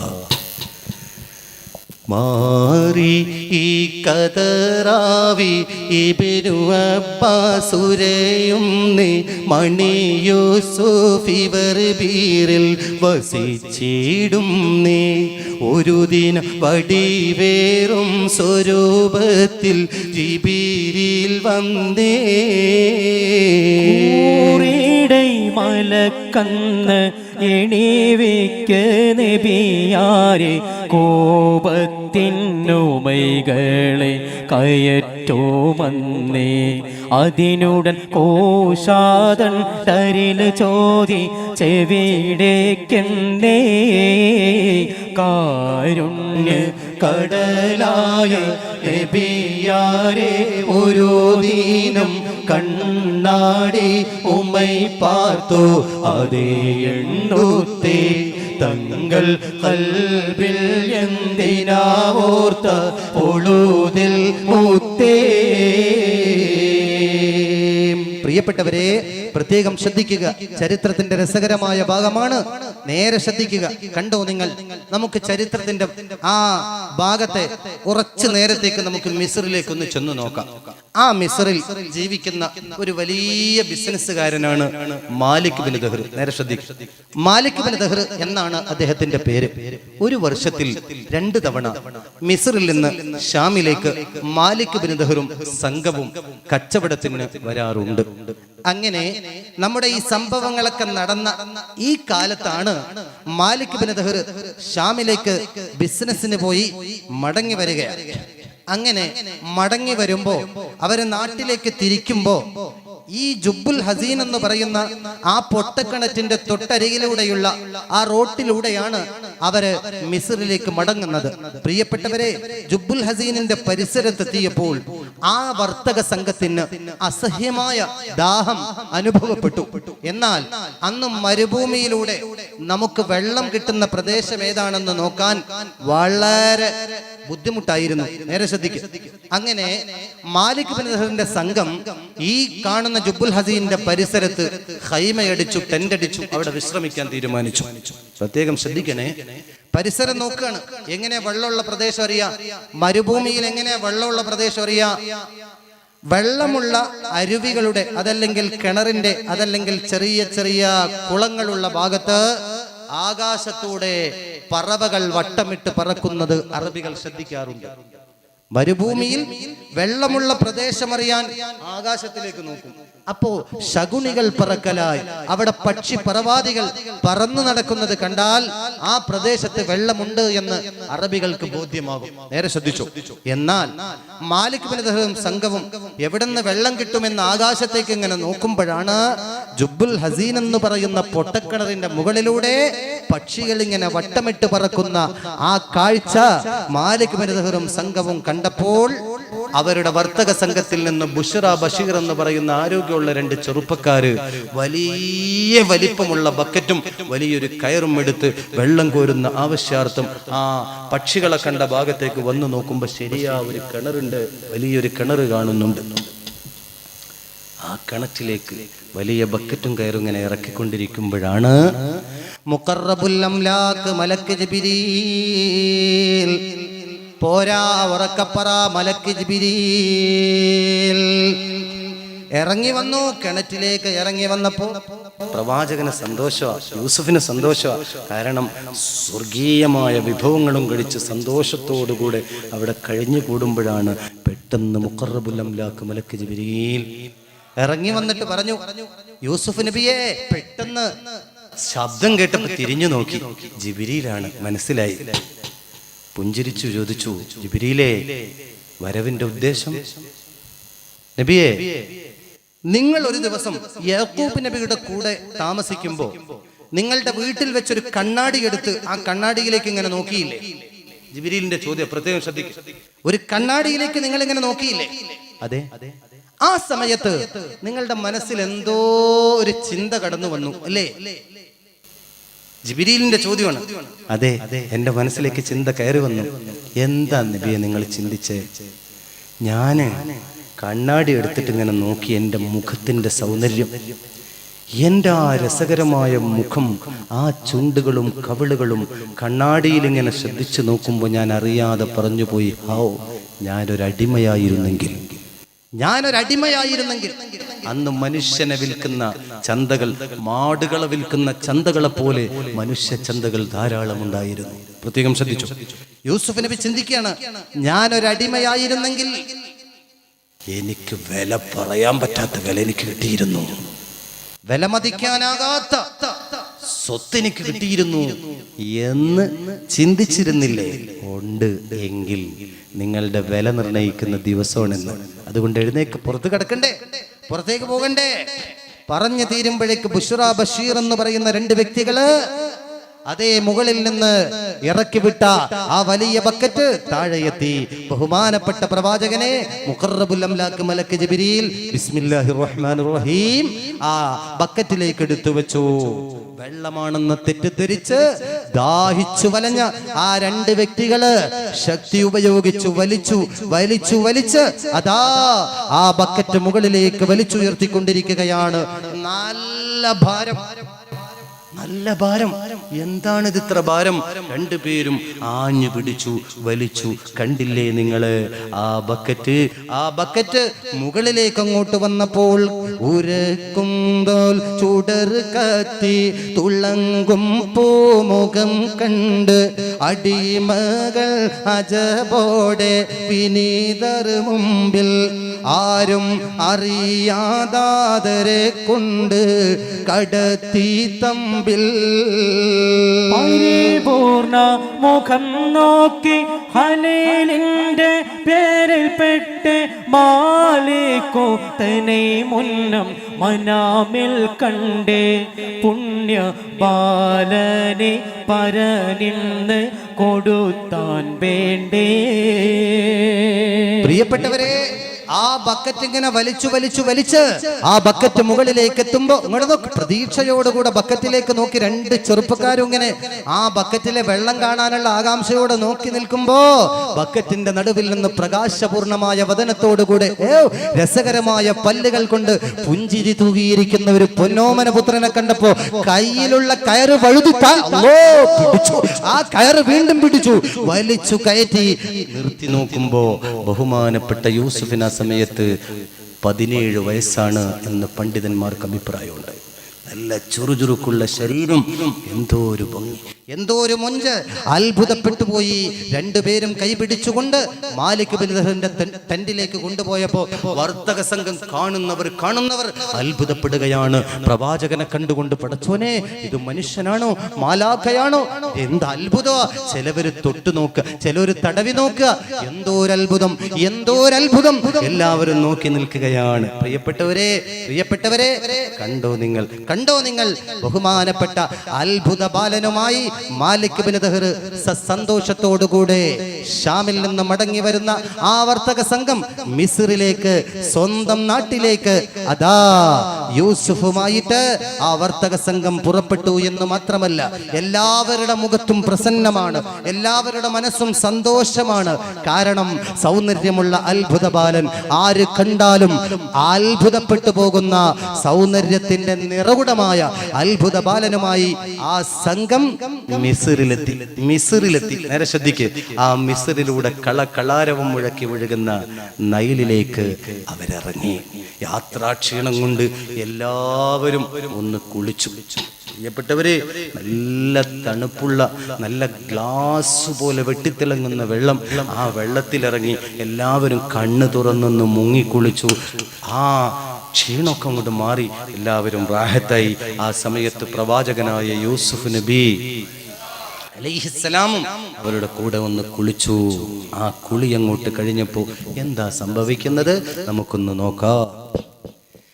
കുളിയും കഴിന്താറ്റലേറിയ പോത് മലൈക്കൊളിയും മുഖം കണ്ട് കുരുവോർക്ക് സുജൂദിടുവാൻ ശ്രമിത്തുടനാനബിയാവരിലെ കോമാ പടപ്പിന് സുജൂതുമൈ ചെയ്യരുതെന്നുരയാ. മറിയും മതിയിൽ തെളിവേറിയ സുന്ദരി ബാലവരുണ്ട് ചേർന്ന് മിസ്റാനതിൽ എണ്ടടവേ ചൊരുതിപ്പെടലായി മഹിമയിൽ ശരിയായി ഒരു താവള തമ്പ് വിക്കുമടിച്ചിടലായി. ഒളിവാൽ മിസ്റിൻ ടൗണാകെയും ലംഘി മറിന്ത് ജനം ബഹുജോറിൽ ഉടനാ ഇളകി പരിമീതിലും ഒട്ടകമോളിലുമാ വരവതിവൂക്കായി വഴി തെക്കി തിരക്കി ഞെരുക്കി നടക്കലുമാ. പൊലിവാൽ നബിയാരുടെ ചേര നിലന്തിടും മാനിത കോലമുൾ ബാനർ പുന്നാരര കാണുവൻ ഫീസടപ്പാനുടൻ കൂറിടലായി. കസസുടെ മോഹം മികവായി അരങ്ങേറിടും പങ്കഥ മാറിടലായി. പ്രിയപ്പെട്ടവരെ, ആ വർത്തക സംഘം എല്ലാവരും കുളിച്ചു. കൂട്ടത്തിൽ പ്രവാചകനായ യൂസുഫും കുളി കഴിഞ്ഞു, നല്ല വസ്ത്രമൊക്കെ ധരിച്ചു. അതാ ഒരു ഭാഗത്ത് ആ സംഘത്തിനെ കാത്ത് ബഹുമാനപ്പെട്ട പ്രവാചകൻ ഇങ്ങനെ മാറി നിൽക്കുമ്പോൾ കുളിയൊക്കെ കഴിഞ്ഞ് പുത്തനുടുപ്പ് ധരിച്ച് യൂസുഫ് നിൽക്കുന്ന രംഗം ആ വർത്തക സംഘത്തിന്റെ നേതാവ് മാലിക് ബിൻ ദഹർ കണ്ടപ്പോ അത്ഭുതത്തോടെ പ്രവാചകന്റെ പ്രസന്നമായ പ്രകാശപൂരിതമായ മുഖം കണ്ട്, ആ സൗന്ദര്യം കണ്ട് അറിയാതെ പറഞ്ഞുപോയി, ഇതെന്തൊരത്ഭുതം, ഇതെന്തൊരു സൗന്ദര്യം. ചിന്തിച്ചുകൊണ്ട് പ്രവാചകന്റെ മുമ്പിൽ അങ്ങോട്ട് ചെന്നിട്ട് സുജൂദ് ചെയ്യാൻ വേണ്ടി, സുജൂദ് ചെയ്യാൻ വേണ്ടി ശ്രമിക്കുമ്പോ പുഞ്ചിരി തൂകിയിട്ട് പ്രവാചകൻ മാലിക് ബിൻ ദഹറിന്റെ ഷോൾഡർ പിടിച്ചിട്ട് പറഞ്ഞു, ഏയ് എന്തായി കാണിക്കണേ, എന്തായി ചെയ്യുന്നേ? സുജൂദ് ചെയ്യുകയോ? കോമാപ്പടപ്പിന്നു സുജൂദുമൈ ചെയ്യരുതെന്നുരയായി. എന്ത് വൃത്തികേടായി കാണിക്കണേ. പടപ്പിന്റെ മുമ്പിൽ ഒരിക്കലും സുജൂദ് ചെയ്യാൻ പാടില്ല. സുജൂദുകൾ പടച്ചവന്റെ മുമ്പിൽ മാത്രം. അവിവേകമാണ്, ചെയ്യരുത് എന്ന് പ്രവാചകൻ പറഞ്ഞു. അതിൽ നിന്ന് തടഞ്ഞു. കാണുന്ന ആളുകളെ കന്തം വിടുകയാണ്. അങ്ങനെ മിസ്റിന്റെ പട്ടണത്തിലൂടെ, മിസ്റിന്റെ ടൗണിലൂടെ ബഹുമാനപ്പെട്ട പ്രവാചകനെയും വഹിച്ചുകൊണ്ട് മാലിക് ബിൻ ദഹറിന്റെ സംഘം മുന്നോട്ട് പോകുമ്പോൾ, പ്രിയപ്പെട്ടവരെ കേൾക്കണോ നിങ്ങൾക്ക്? ആ പട്ടണത്തിൽ നിന്ന് അത്ഭുത ബാലന്റെ സൗന്ദര്യത്തിൽ ആകൃഷ്ടരായ ആയിരക്കണക്കിനല്ല, പതിനായിരക്കണക്കിനല്ല, ലക്ഷക്കണക്കിന് ആളുകളതാ കൂട്ടം കൂട്ടമായി പ്രവാചകന്റെ സൗന്ദര്യം കാണാൻ പല നാടുകളിൽ നിന്നും പല ദിക്കുകളിൽ നിന്നും ഓടിക്കൂടുകയാ. കേട്ടവർ കൂടിക്കൊണ്ടിരിക്കുകയാണ്. ഇങ്ങനെ മിസ്റിന്റെ പട്ടണമാകെ ജനനിബിഡമായിരിക്കുന്നു. ജനങ്ങളെ നിയന്ത്രിക്കാൻ പറ്റാത്ത അവസ്ഥ. ജനങ്ങള് തിക്കിലും തിരക്കിലും പെട്ട് അപകടത്തിൽ പെട്ടുകൊണ്ടിരിക്കുന്നു. പ്രവാചകനെ ഒരു നോക്ക് കാണാൻ, അത്ഭുത ബാലന്റെ സൗന്ദര്യം കണ്ട് ആസ്വദിക്കാൻ ആണും പെണ്ണും പട്ടണമാകെ നിറഞ്ഞു കവിഞ്ഞൊഴുകാൻ തുടങ്ങി. ഈ അവസരം പാഴാക്കാതിരിക്കാൻ വാനലോകത്തു നിന്ന് മാലാഖമാര് മനുഷ്യകോലത്തിൽ മാലാഖമാര് ഭൂമിയിൽ ഇറങ്ങിയിട്ട് പറഞ്ഞു, മാലിക്കേ, ഇത് സുവർണ അവസരമാണ്, നഷ്ടപ്പെടുത്തരുത്. ഇത് സുവർണ അവസരമാണ്. നീ ഒരു പ്രത്യേക ടെന്റ് ഉണ്ടാക്ക്, നീ വലിയൊരു ഹോൾ ഉണ്ടാക്ക്, ആ ഹോളിന്റെ അറ്റത്തൊരു സ്റ്റേജ് ഉണ്ടാക്ക്. എന്നിട്ട് സ്ത്രീകൾക്കും പുരുഷനും വെവ്വേറെ കൗണ്ടർ ഇട്ടുകൊണ്ട് ടിക്കറ്റ് സംവിധാനത്തിലൂടെ നിന്റെ അത്ഭുത ബാലനെ കാട്ടിക്കൊടുത്താൽ നിനക്ക് വലിയ സമ്പന്നനാവാം, നിനക്ക് കൊട്ടാരങ്ങൾ ഉണ്ടാക്കാം, നീ ആഗ്രഹിക്കുന്നതെല്ലാം ഈ ദുനിയാവിൽ വെച്ച് നേടാൻ കഴിയും. അതുകൊണ്ട് അവസരം നഷ്ടപ്പെടുത്തരുത്. വാനലോകത്തുള്ള മനുഷ്യകോലം പൂണ്ട മാലാഖമാര് അനൗൺസ്മെന്റ് ചെയ്യാൻ തുടങ്ങി. കേട്ടപ്പോ നല്ല ഐഡിയ ആണ്. മാലിക് ബിൻ ദഹർ വലിയൊരു ടെന്റ് ഉണ്ടാക്കി, വലിയൊരു കെട്ടിടം. ആ കെട്ടിടത്തിന്റെ ഏറ്റവും മറ്റത്തൊരു സ്റ്റേജ് പോലെ, ഏതുപോലെ, നമ്മള് ഹോള് പോലെ, കല്യാണ മണ്ഡപം കണ്ടിട്ടില്ലേ നിങ്ങൾ എന്നതുപോലെ ഒരു വലിയൊരു ബിൽഡിംഗ് ഉണ്ടാക്കി, ഒരു സ്റ്റേജ് ഉണ്ടാക്കി. പ്രിയപ്പെട്ടവരെ, ആ സ്റ്റേജിനൊരു കർട്ടൻ ഉണ്ടാക്കി. ബഹുമാനപ്പെട്ട പ്രവാചകനിരിക്കാൻ തലയെടുപ്പുള്ള ഒരു സിംഹാസനം. ആ സിംഹാസനത്തിൽ ബഹുമാനപ്പെട്ട പ്രവാചകൻ പുഞ്ചിരി തൂകിയിരിക്കുക. ഇതിനാണ് ടിക്കറ്റ് എടുക്കുന്നത്. നേരെ ശ്രദ്ധിച്ചോ, ജനങ്ങൾ ഇത് കാണാൻ തന്നെ പരസ്പരം തിക്കും തിരക്കും, ആർത്തനാദങ്ങൾ, അട്ടഹാസങ്ങൾ, ആർപ്പുവിളികൾ, പരിസരമാകെ ബഹളം, കോലാഹലം. കച്ചവടക്കാര്, ബിസിനസ്സുകാരിങ്ങനെ അടിച്ച് കയറാൻ തുടങ്ങി. പട്ടണത്തിലാകെ സംസാര വിഷയം അത്ഭുത ബാലനാണ്. അങ്ങനെ ടിക്കറ്റ് സംവിധാനം, കൗണ്ടർ ഇട്ടു. സ്ത്രീകൾക്കിരിക്കാൻ ഇതുപോലെ വെവ്വേറെ സ്ഥലമാണ്. പുരുഷന്മാർക്കും സ്ത്രീകൾക്കും ടിക്കറ്റ് എടുക്കും. പുരുഷന്മാരിരിക്കേണ്ട ഭാഗത്തേക്ക് അവർ കയറിയിരിക്കും, സ്ത്രീകൾ ഇരിക്കേണ്ട ഭാഗത്തേക്ക് സ്ത്രീകളും കയറിയിരിക്കും. അങ്ങനെ കൗണ്ടർ ലോക്കായി കഴിഞ്ഞാൽ പിന്നെ ഹോളിലാകെ ഇരുട്ടാണ്. നേരെ ശ്രദ്ധിച്ചോണേ, ഹോളിലാകെ ഇരുട്ടാണ്. അങ്ങനെ ഇരുട്ടത്ത് സ്റ്റേജിലേക്ക് അവിടുത്തെ വെട്ടം തെളിയുന്നതും പ്രതീക്ഷിച്ചുകൊണ്ട് കണ്ണും നട്ടിരിക്കുമ്പോ പെട്ടെന്ന് സ്റ്റേജിൽ ലൈറ്റ് തെളിഞ്ഞു. എല്ലാവരുടെ കണ്ണുകളും ആകാംക്ഷയോടെ സ്റ്റേജിലേക്ക് പരന്നു. എല്ലാവരും നോക്കി നിൽക്കുമ്പോ ആ കർട്ടൻ ബിസ്മില്ലാഹിർ റഹ്മാനിർ റഹീം ഒരു ഭാഗത്തേക്ക് അങ്ങോട്ട് മാറുമ്പോ പ്രകാശത്തിന്റെ പ്രൗഢോജ്വല പ്രഭ പരത്തുന്ന സൗന്ദര്യത്തിന്റെ നിറകുടമായ പ്രവാചകൻ തലയെടുപ്പുള്ള സിംഹാസനത്തിലിരുന്ന് എല്ലാവരെയും ഇങ്ങനെ സംബോധനം ചെയ്യുക. കൈകൊണ്ടിങ്ങനെ എല്ലാവരെയും ഒന്ന് സംബോധനം ചെയ്ത് പുഞ്ചിരിക്കുക. ഈ ഒരൊറ്റ കാഴ്ച കാണാൻ ജനങ്ങൾ തിക്കും തിരക്കും കൂട്ടുക. കണ്ടവര് ആ ചാൻസ് നഷ്ടപ്പെട്ട നേരെ ശ്രദ്ധിക്കുക. ആ ടിക്കറ്റിന്റെ സമയം കഴിഞ്ഞാൽ വീണ്ടും അപ്പുറത്തൂടെ പോയിട്ട് വീണ്ടും ടിക്കറ്റ് എടുക്കുക. ഒരു നോക്ക് കാണാൻ ആ മുഖം, ആ സൗന്ദര്യം, ആ കണ്ണ്, രസകരമായ ചെഞ്ചുണ്ടുകള്, ഹൗ എന്തൊരു ഭംഗി. ജനങ്ങൾ ഇങ്ങനെ തിക്കും തിരക്കും കൂട്ടിക്കൊണ്ടിരിക്കുകയാണ്. പ്രിയപ്പെട്ടവരെ, രാത്രിയും പകലും വിശ്രമമില്ലാതെ ഇങ്ങനെയൊക്കെ നടക്കും. ഇങ്ങനെ നടന്ന ചരിത്രമാണിത്, അല്ലാതെ ഇതൊരു ഭാവനാ ചരിത്രമല്ല, നടന്ന സംഭവം. പ്രത്യേകം ശ്രദ്ധിക്കുക. അങ്ങനെ ആ തിരക്ക് ഇങ്ങനെ നടന്നുകൊണ്ടിരിക്കട്ടെ. മാലിക് ബിൻ ദഹ്ർ ദിനേന കോടീശ്വരനായി കൊണ്ടിരിക്കുകയാണ്. ആ ഭാഗം നമുക്ക് അവിടെ നിർത്താം.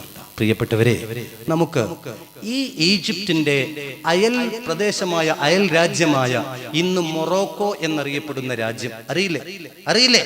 അയൽ രാജ്യമായ മൊറോക്കോ ചക്രവർത്തിയുടെ കൊട്ടാരത്തിലേക്ക് നമുക്കൊന്ന് കടന്നു ചെല്ലാം. എന്താണ് അവിടെ നടക്കുന്നത് നമുക്കൊന്ന് പരിശോധിക്കാം. മാറി മഗ്രിബ് കേട്ട് എന്നേ മഹിമ പാതിയെ പാരിത്തിടുന്നേ ശൂരിത രാജന് തൊയ്മൂസെന്ന് ചുരുതിയാൽ പേര് പറഞ്ഞിടുന്നേ കൂറിയേ രാജനിൽ അക്കാലത്ത് കോമളയായൊരു മകൾ ജനിത്ത് ആരും ആ സുന്ദരി കന്യക്കൊത്ത് അക്കാലത്തില്ല അപ്പോൾ സീനത്ത് ഇരസ പുന്നാര മകളെയാറ്റി ഏറ്റം പുന്നാരി ചീരാജൻ പോറ്റി പുരുഷേ വളർന്നൊമ്പതാണ്ട് കൊണ്ട് പുഷ്പിച്ച കാലം അവളെ കണ്ടേ. പ്രിയപ്പെട്ടവരെ, മൊറോക്കോ ഭരിക്കുന്ന ചക്രവർത്തി തൊയ്മൂസ് രാജാവ്. ഒന്ന് പറഞ്ഞേ, തൊയ്മൂസ് രാജാവ്. അദ്ദേഹം തന്റെ പ്രജകളുടെ ക്ഷേമൈശ്വര്യങ്ങളിൽ കൂടുതൽ ശ്രദ്ധ ചെലുത്തി എല്ലാവർക്കും നല്ല അഭിപ്രായമുള്ള ഒരു ഭരണാധികാരിയാണ് മൊറോക്കോ ഭരിക്കുന്ന മഗ്രിബ് രാഷ്ട്രം ഭരിക്കുന്ന തൊയ്മൂസ് രാജാവ്. വയസ്സായി, നിരാശ മനസ്സിലുണ്ട്. എന്താ നിരാശ? ഒരു കുഞ്ഞിക്കാല് കണ്ടിട്ടില്ല. ഒരുപാട് നേർച്ചകൾക്കും വഴിപാടുകൾക്കും ഒടുവിൽ തൊയ്മൂസ് രാജാവിന്റെ പ്രിയപ്പെട്ടവൾ പ്രഗ്നന്റായി. എപ്പോ? വയസ്സുകാലത്ത്. അപ്പൊ ചിലവര് പറയും താടിയും തലയൊക്കെ നരച്ച ഇനി എന്ത് കുട്ടികളുണ്ടാവില്ല. അള്ളാഹ് തീരുമാനിച്ച അങ്ങനെയാണ്. സക്കരിയ നബി അലൈഹി ഇസ്ലാമിന് 900 വയസ്സിലാണ് യഹ്യ നബി അള്ളാഹു കൊടുക്കുന്നത്.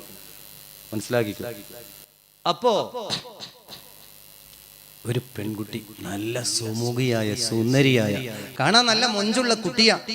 ആ കുട്ടിയെ തലയിൽ വെച്ചാല് പഴയ അമ്മമാര് പറയും താഴെ വെച്ചാൽ ഉറുമ്പരിക്കും. അത് വാത്സല്യത്തിന്റെ ഒരു ഭാഗമാണ്. സ്നേഹത്തോടെ വാത്സല്യത്തോടെ ആ കൊച്ചു വളർന്നു. 9 വയസ്സായി. പൂർണ്ണ ആരോഗ്യമുള്ള പ്രായപൂർത്തിയെത്തിയ ഒരു പെണ്ണിന്റെ ശരീരത്തിലുള്ള അവയവങ്ങളെല്ലാം വളർന്നു കഴിഞ്ഞു.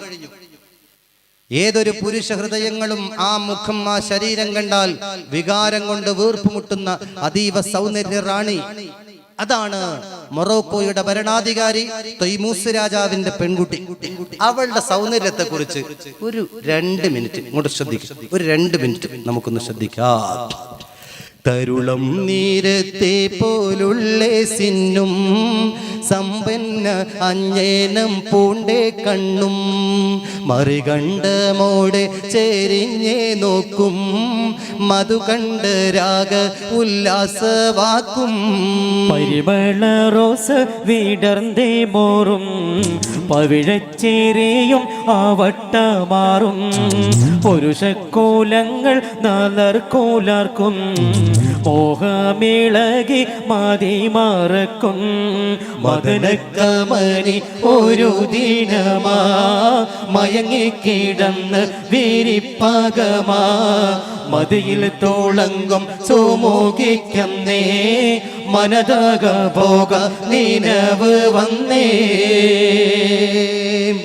പ്രിയപ്പെട്ടവരെ, തൊയ്മൂസ് രാജാവിന്റെ പ്രിയപ്പെട്ട പുത്രിയെ കുറിച്ച് രാജകുടുംബത്തിൽ ചർച്ചയാണ്. പല രാജാക്കന്മാരും തൊയ്മൂസിന്റെ കൊട്ടാരത്തിന്റെ പടി കയറിയിറങ്ങാത്ത ദിവസങ്ങളില്ല വിവാഹം ആലോചിച്ചുകൊണ്ട്. പക്ഷേ വരുന്ന ഭർത്താക്കന്മാരെ, വരുന്ന വരന്മാരെ ഒന്നും ഈ പെൺകുട്ടിക്ക് ഇഷ്ടമല്ല എന്ന് മാത്രമല്ല, ആ പെൺകുട്ടിയുടെ സൗന്ദര്യം എങ്ങനെയാ, അങ്ങോട്ട് നോക്ക്, തരുളം നിരത്തെ പോലുള്ള സിന്നും സമ്പന്ന അഞ്ജനം പൂണ്ട കണ്ണും, ആ പെൺകുട്ടിയുടെ ആ വായിലുള്ള പല്ല് എന്തോരു വെളുപ്പാണ്, നല്ല ക്ലാരിറ്റിയുള്ള വൈറ്റ് പല്ലുകൾ. പ്രിയപ്പെട്ടവരെ, രസകരമായ ഒരാൾ ഒരു വട്ടം ആ പല്ല് കണ്ടാൽ അത് മനസ്സിൽ നിന്ന് മാറ്റാൻ കഴിയില്ല, മറക്കാൻ പറ്റൂല. അത്രയ്ക്കും സൗന്ദര്യമുള്ള പല്ലും മാത്രമല്ല സമ്പന്ന അഞ്ജനം പൂണ്ട കണ്ണും. പഴയ പ്രയോഗമാണ് അഞ്ജനം. ആ അഞ്ജനം ഇപ്പോ ഐലൈനറായി, അത് ലോപിച്ചിട്ട് ഐലൈനറായി. പെണ്ണുങ്ങൾ ഉപയോഗിക്കുന്ന സാധനത്തിന്റെ പേരാണ് ഐലൈനർ, കണ്ണെഴുതുന്ന സാധനം. അന്ന് അഞ്ജനം ആയിരുന്നു, അല്ലേ? വയസ്സായ ആളുകൾക്കൊക്കെ അറിയാലോ അഞ്ജനം. ആ അഞ്ജനം എഴുതിയ കണ്ണുള്ള പ്രിയപ്പെട്ട ആ പെൺകുട്ടി മറികണ്ട് മൂടെ ചെരിഞ്ഞേ നോക്കും, മധു കണ്ട് രാഗ ഉല്ലാസവാക്കും. നല്ല ആകർഷിക്കപ്പെടുന്ന ശബ്ദത്തിന്റെ ഉടമയായിരുന്നു ആ പെൺകുട്ടി. പ്രിയപ്പെട്ടവരെ, ആരുടെങ്കിലും മുഖത്തേക്ക് ഒരൊറ്റ നോട്ടം കൊണ്ട് നോക്കിയാൽ ഒളിയമ്പ് തറക്കുന്ന വേദന മനസ്സിന് തോന്നിപ്പോകും. എന്തുകൊണ്ട്? സൗന്ദര്യം കൊണ്ട്. അത്രയ്ക്കും സൗന്ദര്യമുള്ള പെൺകുട്ടിയെ നമുക്ക് പറയാൻ സമയമല്ല, ഞാൻ ചുരുക്കട്ടെ. മദന കമനി ഒരു ദീനമാ മയങ്ങി കിടന്ന് വിരിപ്പാകമ മതിയിൽ തുളങ്കും സുമുഖിക്കം നീ മനദാകം ഭോഗ നിനവ് വന്നേ. ആരോഗ്യമുള്ള പ്രായപൂർത്തിയെത്തിയ ആ പെൺകുട്ടി, ആ പെൺകുട്ടിക്ക് മൊറോക്കോയുടെ ചക്രവർത്തി പ്രത്യേകമായി അവൾക്ക് വിശ്രമിക്കാൻ എല്ലാ സൗകര്യങ്ങളുമുള്ള പ്രത്യേക ഒരു ബെഡ്റൂം അവൾക്ക് തയ്യാറാക്കിയിരിക്കുന്നു കൊട്ടാരത്തിൽ. പ്രിയപ്പെട്ടവരെ, പ്രത്യേകം ശ്രദ്ധിക്കുക. അങ്ങനെ രാത്രിയുള്ള ഭക്ഷണമൊക്കെ കഴിഞ്ഞു. നല്ല തണുപ്പുള്ളൊരു ദിവസം, മഞ്ഞിങ്ങനെ മഴ പോലെ പെയ്തിറങ്ങുകയാണ്. എല്ലാവരും കോരിച്ചൊരിയുന്ന മഞ്ഞ് പെയ്തിറങ്ങുന്ന കുളിരിന്റെ മറവിൽ എല്ലാവരും കിടന്ന് സ്വസ്ഥമായി ഉറങ്ങുകയാണ്. ആ പെൺകുട്ടിക്ക് പിതാവ് സമ്മാനിച്ച പ്രൈവറ്റ് റൂമിലേക്ക് അവൾ കയറി ചെന്നു. അവളുടെ റൂമിന്റെ കതക് കൊട്ടിയടച്ചു. ആ മൃദുല മനോഹരമായ ആക്ഷനുള്ള, നല്ല കുഷൻ ആക്ഷനുള്ള ബെഡിൽ ആ പെൺകുട്ടി മലർന്ന് കിടന്നു. അവളുടെ ചിന്ത കാടുകയറി. ഹൗ, ഈ രാത്രിക്ക് എന്തോ ഒരു ഇരുട്ടാണ്, ഈ രാത്രിക്ക് എന്തോ ഒരു കുളിരാണ്. അവൾ ചിന്തിച്ചു, ഈ രാത്രിയിൽ എന്റെ ബെഡ്റൂമിൽ എന്നോടൊപ്പം ഒരു സുന്ദരനായ യുവാവ്, ഒരു സുമുഖനായ യുവാവ് എന്റെ കൂടെ എന്റെ കിടപ്പറയിൽ ഉണ്ടായിരുന്നെങ്കിൽ എത്ര നന്നായിരുന്നേനെ, എത്ര സന്തോഷമായിരുന്നേനെ അവൾ ചിന്തിച്ചു. ആ ചിന്തയിൽ അവൾ ഇങ്ങനെ കണ്ണടച്ചു. പൂർണ്ണ നിദ്രയിലേക്ക് അവൾ വഴുതി വീണു ഉറങ്ങിക്കൊണ്ടിരിക്കുകയാണ്. ആ ഉറക്കത്തിൽ കണ്ടില്ലേ നിങ്ങള്, അതിൽ മധുവാള ചിന്ത ഉടൻ വീടും ദേ മാറെ പരതി ഉറക്കം വന്നേ. കൂർക്കം വലിച്ച് തടിമറന്നുറങ്ങാന്നൊക്കെ പറയുന്നത് പോലെയുള്ള നല്ല ഉറക്കം. ആ ഉറക്കത്തിലതാ അവളുടെ മനസ്സിനിണങ്ങുന്ന, അവളുടെ മനസ്സിൽ ആഗ്രഹിച്ച അതിനേക്കാൾ സൗന്ദര്യമുള്ള സുന്ദരനായ സുമുഖനായ ഒരു ചെറുപ്പക്കാരൻ. ഔ, എന്തൊരു ഭംഗിയാണ്! രസകരമായ വസ്ത്രം, അവന്റെ ശരീരത്തിനിണങ്ങുന്ന, അവന്റെ ശരീരത്തിനൊതുങ്ങുന്ന വസ്ത്രവും ധരിച്ചുകൊണ്ട് മൊറോക്കോ ചക്രവർത്തിയുടെ പ്രൈവറ്റ്, ആ പ്രിയപ്പെട്ട പൊന്നുമകൾ കിടക്കുന്ന പ്രൈവറ്റ് റൂമിന്റെ ഭാഗത്തേക്ക് ആ യുവാവ് നടന്നു വന്നു. അതെ, എന്റെ റൂമിലേക്ക് തന്നെയാണ് അവൻ നടന്നു വരുന്നത്. അവൾ ഉറ്റുനോക്കി. ആ സുന്ദരൻ ആ റൂമിന്റെ മുമ്പിൽ വന്ന് അടച്ചിട്ട കതക് പെട്ടെന്ന് തള്ളി തുറന്നു. പുഞ്ചിരിച്ചു നിൽക്കുന്ന ആ യുവാവ് പെൺകുട്ടിയുടെ മുഖത്തേക്ക് നോക്കിയിട്ട് ഒന്ന് ചിരിച്ചു, ഒന്ന് സുന്ദരമായിട്ടൊന്ന് ചിരിച്ചു. പ്രിയപ്പെട്ടവരെ, ആ സൗന്ദര്യത്തിൽ ആകൃഷ്ടയായ പെൺകുട്ടി പെട്ടെന്ന് ഉറക്കിൽ നിന്ന് ഞെട്ടി ഉണർന്നു. പരിസരം നോക്കുമ്പോ ഇരുട്ടാണ്, റൂം നോക്കുമ്പോ ആരുമില്ല. നിരാശയോടുകൂടെ അതാ ആ പെൺകുട്ടി അലമുറയിട്ട് കരഞ്ഞു. ഈ സുന്ദരമായ സ്വപ്നം ഒരല്പനേരത്തേക്ക് നീണ്ടു നിന്നിരുന്നെങ്കിൽ എത്ര നന്നായിരുന്നേനെ. ആ പെൺകുട്ടി അതാ നിരാശയോടുകൂടെ അർദ്ധരാത്രിക്ക് തലയിൽ കൈവച്ചുകൊണ്ട് പൊട്ടി പൊട്ടി കരയുകയാണ്, തേങ്ങിക്കരയുകയാ. ബാവാ ബാവാ ബാവാ.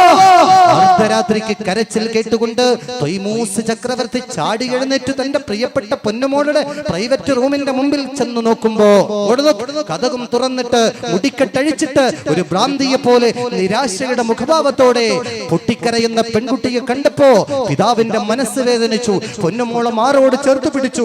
പ്രിയപ്പെട്ട പൊന്നുമോളുടെ തലയിൽ കൈവച്ചുകൊണ്ട് സമാശ്വസിപ്പിച്ചുകൊണ്ട് ചോദിച്ചു, മോളെ എന്താ പറ്റിയത്? എന്തിനാണ് എന്റെ പൊന്നുമോള് കരയുന്നത്? പറ, നീ എന്താണോ ആഗ്രഹിക്കുന്നത്? നിന്റെ ആഗ്രഹത്തിന് ഈ പിതാവ് ഇന്നുവരെ എതിര് നിന്നിട്ടില്ലല്ലോ. അതുകൊണ്ട് പ്രിയപ്പെട്ട മോള് പറ, എന്തിനാ വേദനിക്കുന്നത്?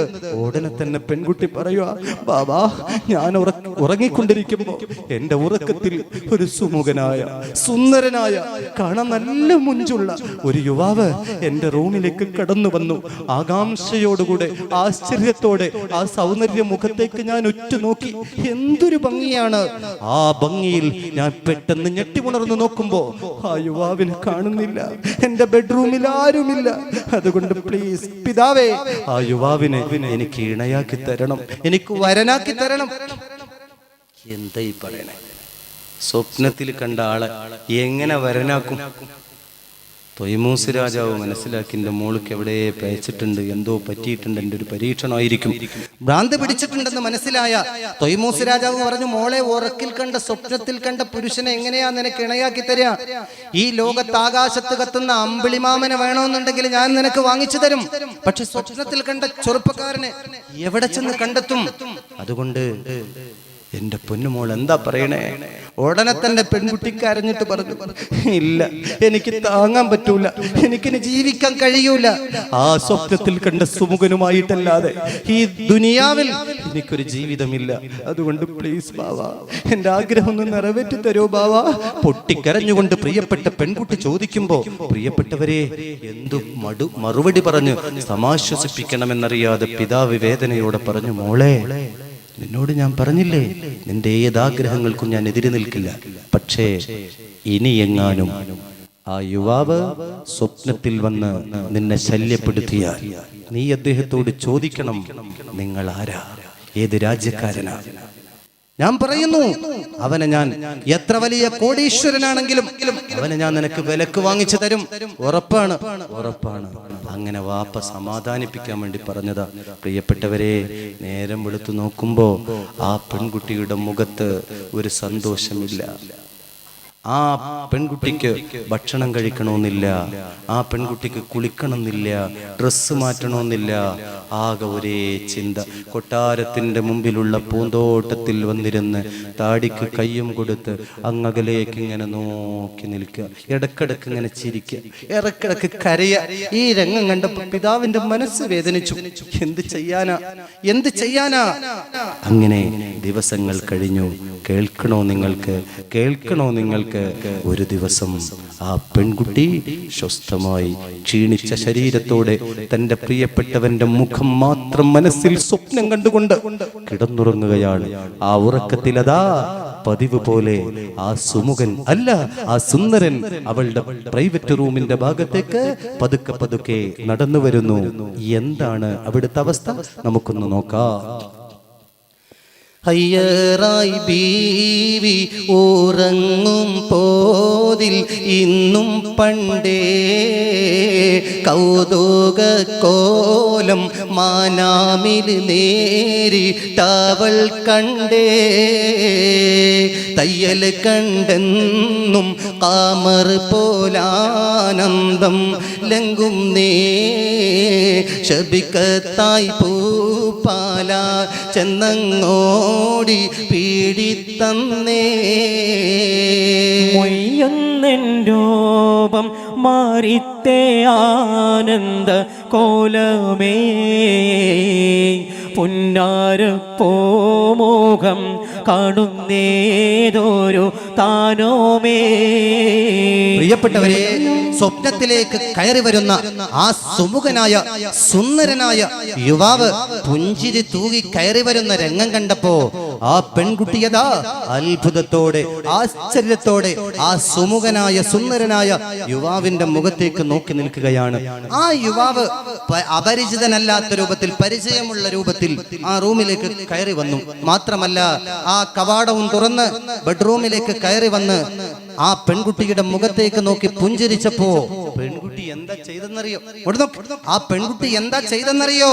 ഉടനെ തന്നെ ആരോഗ്യമുള്ള, കാണാൻ മൊഞ്ചുള്ള ചെറുപ്പക്കാരനെ കെട്ടി ഇങ്ങോട്ട് പിടിച്ചു. എന്നിട്ട് പറഞ്ഞു, പറ, നീ ആരാ? നിന്നെ കുറിച്ച് അറിയാതെ ഞാൻ നിന്നെ വിടൂല. അതുകൊണ്ട് എന്റെ ജീവിതത്തിലുള്ള സന്തോഷത്തിന്റെ നിമിഷങ്ങളൊക്കെ തകർന്നടിഞ്ഞത് നിങ്ങൾ ഒരൊറ്റ ഒരുത്തൻ മാത്രമാണ്. അതുകൊണ്ട് തയ്യല് കണ്ടെന്നും മറുപോലാനന്ദം ലംഘും നേ ശബിഖത്തായി പൂപ്പാല ചെന്നങ്ങോടി പിടിത്തന്നേ. കെട്ടിപ്പുണർന്നുകൊണ്ട് ആ സുന്ദരനായ യുവാവിനോട് പറയൂ, നിങ്ങളാരാ? രാജകീയ പ്രൗഢിയോടെ ജീവിക്കുന്ന പാവപ്പെട്ട എന്നെ മാനസിക രോഗിയാക്കിയത് നിങ്ങൾ ഒരൊറ്റ ഒരുത്തൻ മാത്രമാണ്. അതുകൊണ്ട് മെയ്യൊന്നിൻ രൂപം മാറിത്തേയാനന്ദ കോലമേ പുന്നാര പൂമുഖം കാണും നിന്തോരോ താനമേ. സൗന്ദര്യമുണ്ടായിരുന്ന, ആരോഗ്യമുണ്ടായിരുന്ന എന്റെ സൗന്ദര്യവും ആരോഗ്യവും നഷ്ടപ്പെട്ടത് നിങ്ങൾ ഒരൊറ്റ ഒരുത്തനാണ്. നിങ്ങളെ എന്റെ മനസ്സാകുന്ന മാണിക്യ കൊട്ടാരത്തിലുള്ള സ്വർണ്ണ സിംഹാസനത്തിൽ ഞാൻ പൂവിട്ട് പൂജിച്ചു കൊണ്ടിരിക്കുകയാ. അതുകൊണ്ട് പ്രിയപ്പെട്ടവരെ, പറ, നിങ്ങൾ ആരാ? അറിയണോ? എനിക്ക് പറയണോ എന്നോട്?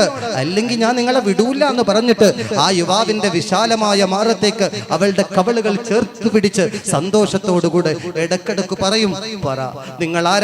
പ്ലീസ് എന്നോട് പറ എന്ന് പറയുമ്പോൾ ആ യുവാവ് സമാധാനിപ്പിച്ചുകൊണ്ട് പെൺകുട്ടിയുടെ തലയിൽ പതുക്കെ തലോടിയിട്ട്, എന്നെ കുറിച്ച് നിനക്കറിയണോ? ഞാൻ ആരാണെന്ന് പറയണോ? എങ്കിൽ കേട്ടോ എന്ന് പറഞ്ഞു കൊടുക്കുന്നു. ഹയ്യറായി ബീവിവോ റങ്ങും പോതിൽ ഇന്നും പണ്ടേ കൗതുക കോലമ്മ നാവിൽ നേരിട്ടവൾ കണ്ടേ.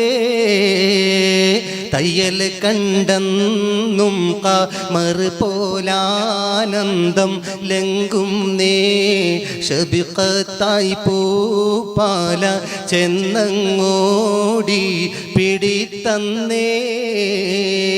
മൊയ്യുന്നൻ രൂപം മാറിത്തെ ആനന്ദ കോലമേ പുന്നാര പൂമുഖം കാണുന്നേതൊരു താനമേ. മെയ്യോടാണ് തോടൻ ഉന്നേ ഞാൻ മേസർ വാഴുന്നേ.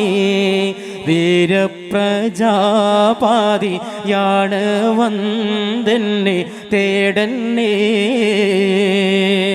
എന്നുത്തെ പോതിൽ കുമരി ഞെട്ടി ഉണർന്നാളേ ഇഷ്കല്ലോളം ആടിത്ത് മോസമാറിന്താളേ. കന്നിയാളന്ന് പിതാവെ കൂപ്പി വീരുത്തുന്നേ. കണ്ടേ സ്വരൂപം മിസ്ർ രാജൻ അസീസ എന്നേ. എന്റെ സൗന്ദര്യവും ആരോഗ്യവും നഷ്ടപ്പെടുത്തിയത് അങ്ങൊരൊറ്റ പൊരുത്തം മാത്രമാണ്. ഈ സൗന്ദര്യമുള്ള മുഖം സ്വപ്നത്തിൽ കണ്ട അന്നു മുതൽ എനിക്ക് ജീവിതത്തോട് ആഗ്രഹമില്ല. അങ്ങില്ലാത്ത ജീവിതത്തെ കുറിച്ച് ചിന്തിക്കാൻ കഴിയൂല. അതുകൊണ്ട് പറ, നിങ്ങൾ ആരാന്ന് ചോദിച്ചപ്പോ ആരെന്ന് പറയാതെ ഞാൻ നിങ്ങളെ വിടൂലെന്നും പറഞ്ഞ് കെട്ടിപ്പുണർന്നപ്പോ ആ സുമുഖനായ സുന്ദരനായ ആ യുവാവ് കണ്ടോ? നിങ്ങള് നെഞ്ചിൽ അള്ളിപ്പിടിച്ച് കിടക്കുന്ന പെൺകുട്ടിയുടെ ശിരസിൽ പതുക്കെ തലോടിയിട്ട് ആ യുവാവ് പറയുകയാ, മെയ്യോടാണ് തോടൻ ഉന്നി ഞാൻ മീസർ വാഴുന്നേ വീരപ്രജാപതിയാണ് വന്നെന്നെ തേടുന്നേ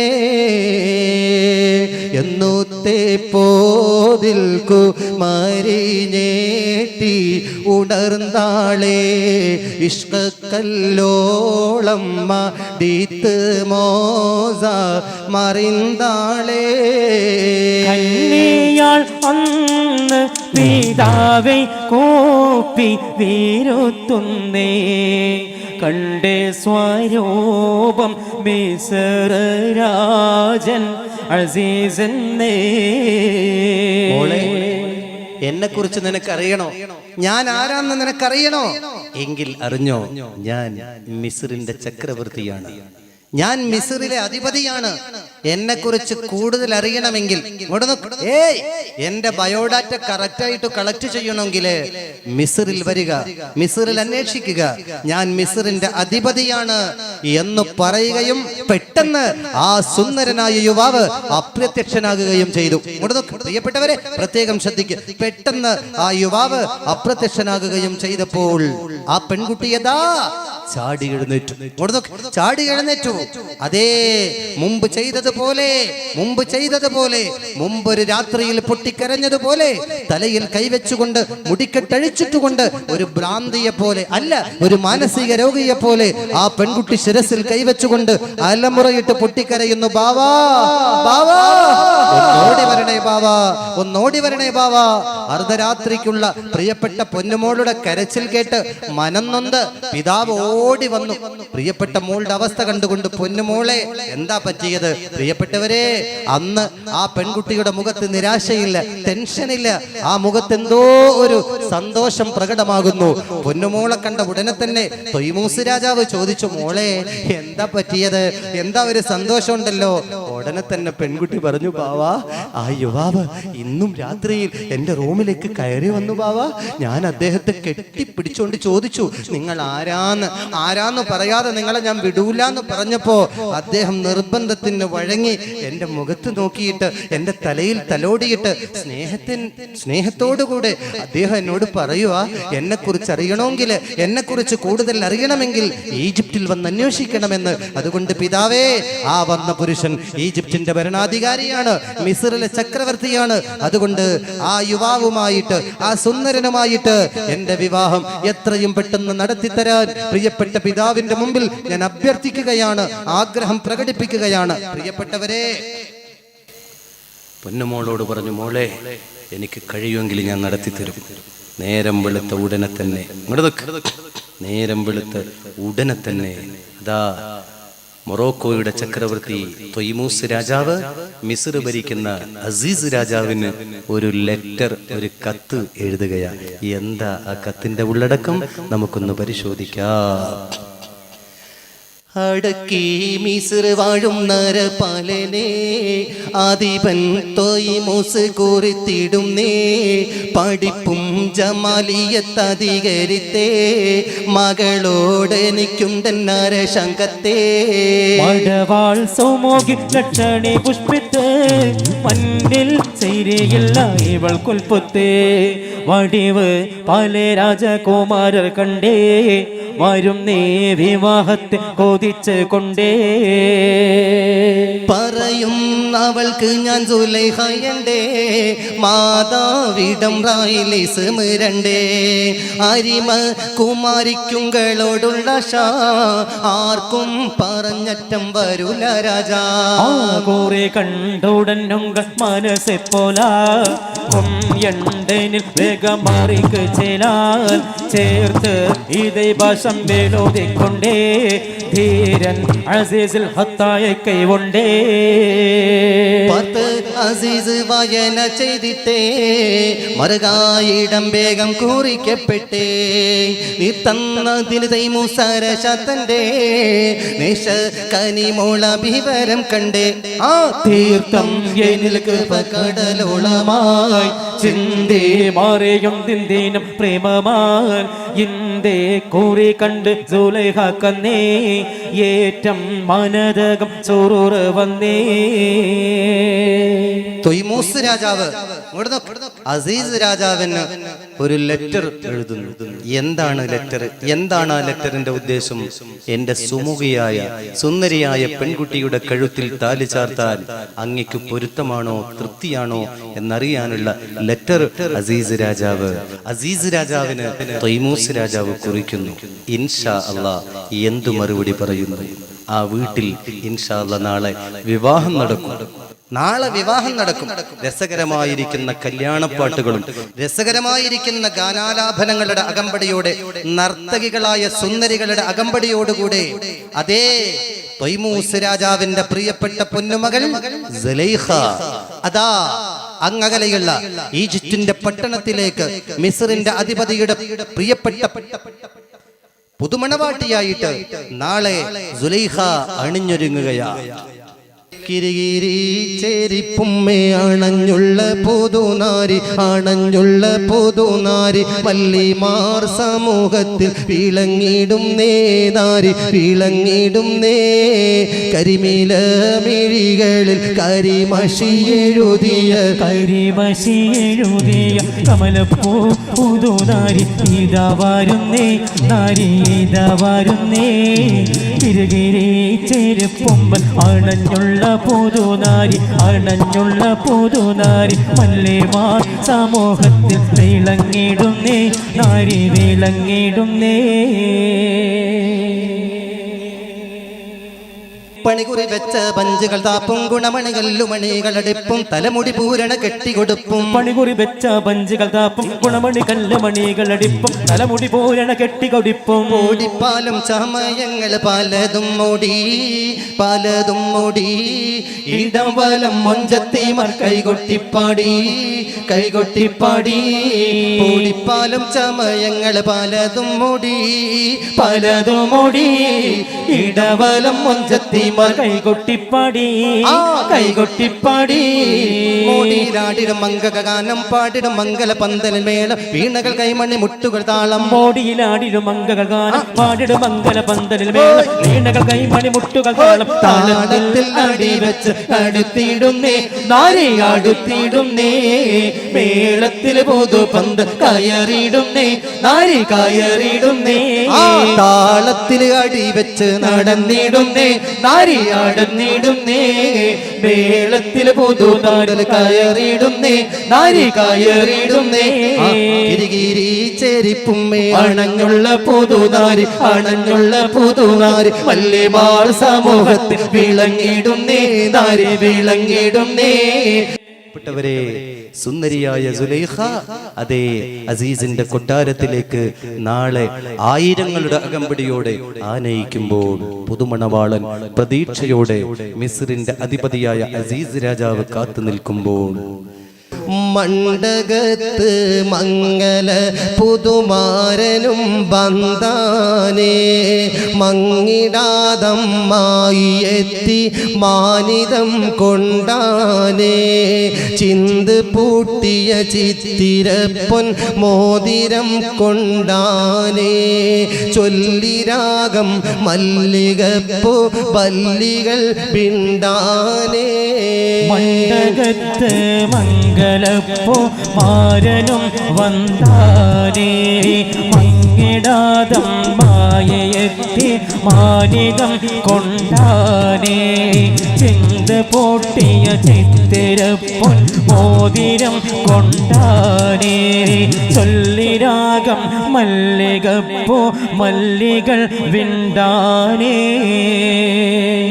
ഉണ്ടതിൽ കസ്തൂരി അമ്പർ വീശിടും വിശേഷ ഓമനിക്കും പാലാമൃത പാമതു സന്തോഷ പിന്തിടും ബന്ധൊപ്പനാക്കണ്ടെന്തൊരു മീനൂസ ബീവിയാൾ മണിമലർ വിരിഞ്ഞിടും തമാശ മണ്ഡകത്ത് മംഗല പുതുനാ പൂമാരിയും വന്താനേ മങ്ങിടാതമ്മായി എത്തി മാനിതം കൊണ്ടാനേ ചിന്ത് പൂട്ടിയ ചിത്തിരപ്പൊൻ മോതിരം കൊണ്ടാനേ ചൊല്ലിരാഗം മല്ലികപ്പൂ വല്ലികൾ ബിണ്ടാനേ പഞ്ചവർണ്ണ പാനിയാളിൽ മൊഞ്ചുടെ പൂമാരൻ പത്തരമാറ്റൊത്ത തങ്ക ചെഞ്ചുടർ പൊന്മാരൻ പുഞ്ചിരി താടുത്തിരിക്കും പത്തിനി കുമാരി ഭംഗി തഞ്ചം ചഞ്ചലോടെ തഞ്ചകി പൂനാരി മണ്ഡകത്ത് മംഗല പൂമാരനും വന്താനേ മങ്ങിടാതമ്മായി എത്തി മാനിതം കൊണ്ടാനേ ചിന്ത് പൂട്ടിയ ചിത്തിര പൊന്മോതിരം കൊണ്ടാനേ ചൊല്ലിരാഗം മല്ലികപ്പൂ വല്ലികൾ വിണ്ടാനേ ഊഞ്ചലില്ലാടിക്കളിത്ത് മുത്തിടും ചൊങ്കാരം ഒത്ത് സന്തോഷിത്ത് മൊത്തും പൂമുഖം പുന്നാരം സഞ്ചമാണിയറയിൽ കത്തിലെങ്കും കേളി കൗതുകം തുടർന്നിടും കുഞ്ഞി മുഹമ്മദോളി ആ മണ്ഡകത്ത് മംഗല പുതുമാരനും വന്താനേ മങ്ങിടാതമ്മായി എത്തി മാനിതം കൊണ്ടാനേ കല്യാണഗാനങ്ങളുടെ അകമ്പടിയോടെ നാളെ സുലൈഖ പുതുമണവാട്ടിയായി ആ മണിപ്പന്തലിലേക്ക് കാലെടുത്തു വെക്കുമ്പോൾ എന്തോ ഒരു സൗന്ദര്യമാ, എന്തോ ഒരു ഭംഗിയാ.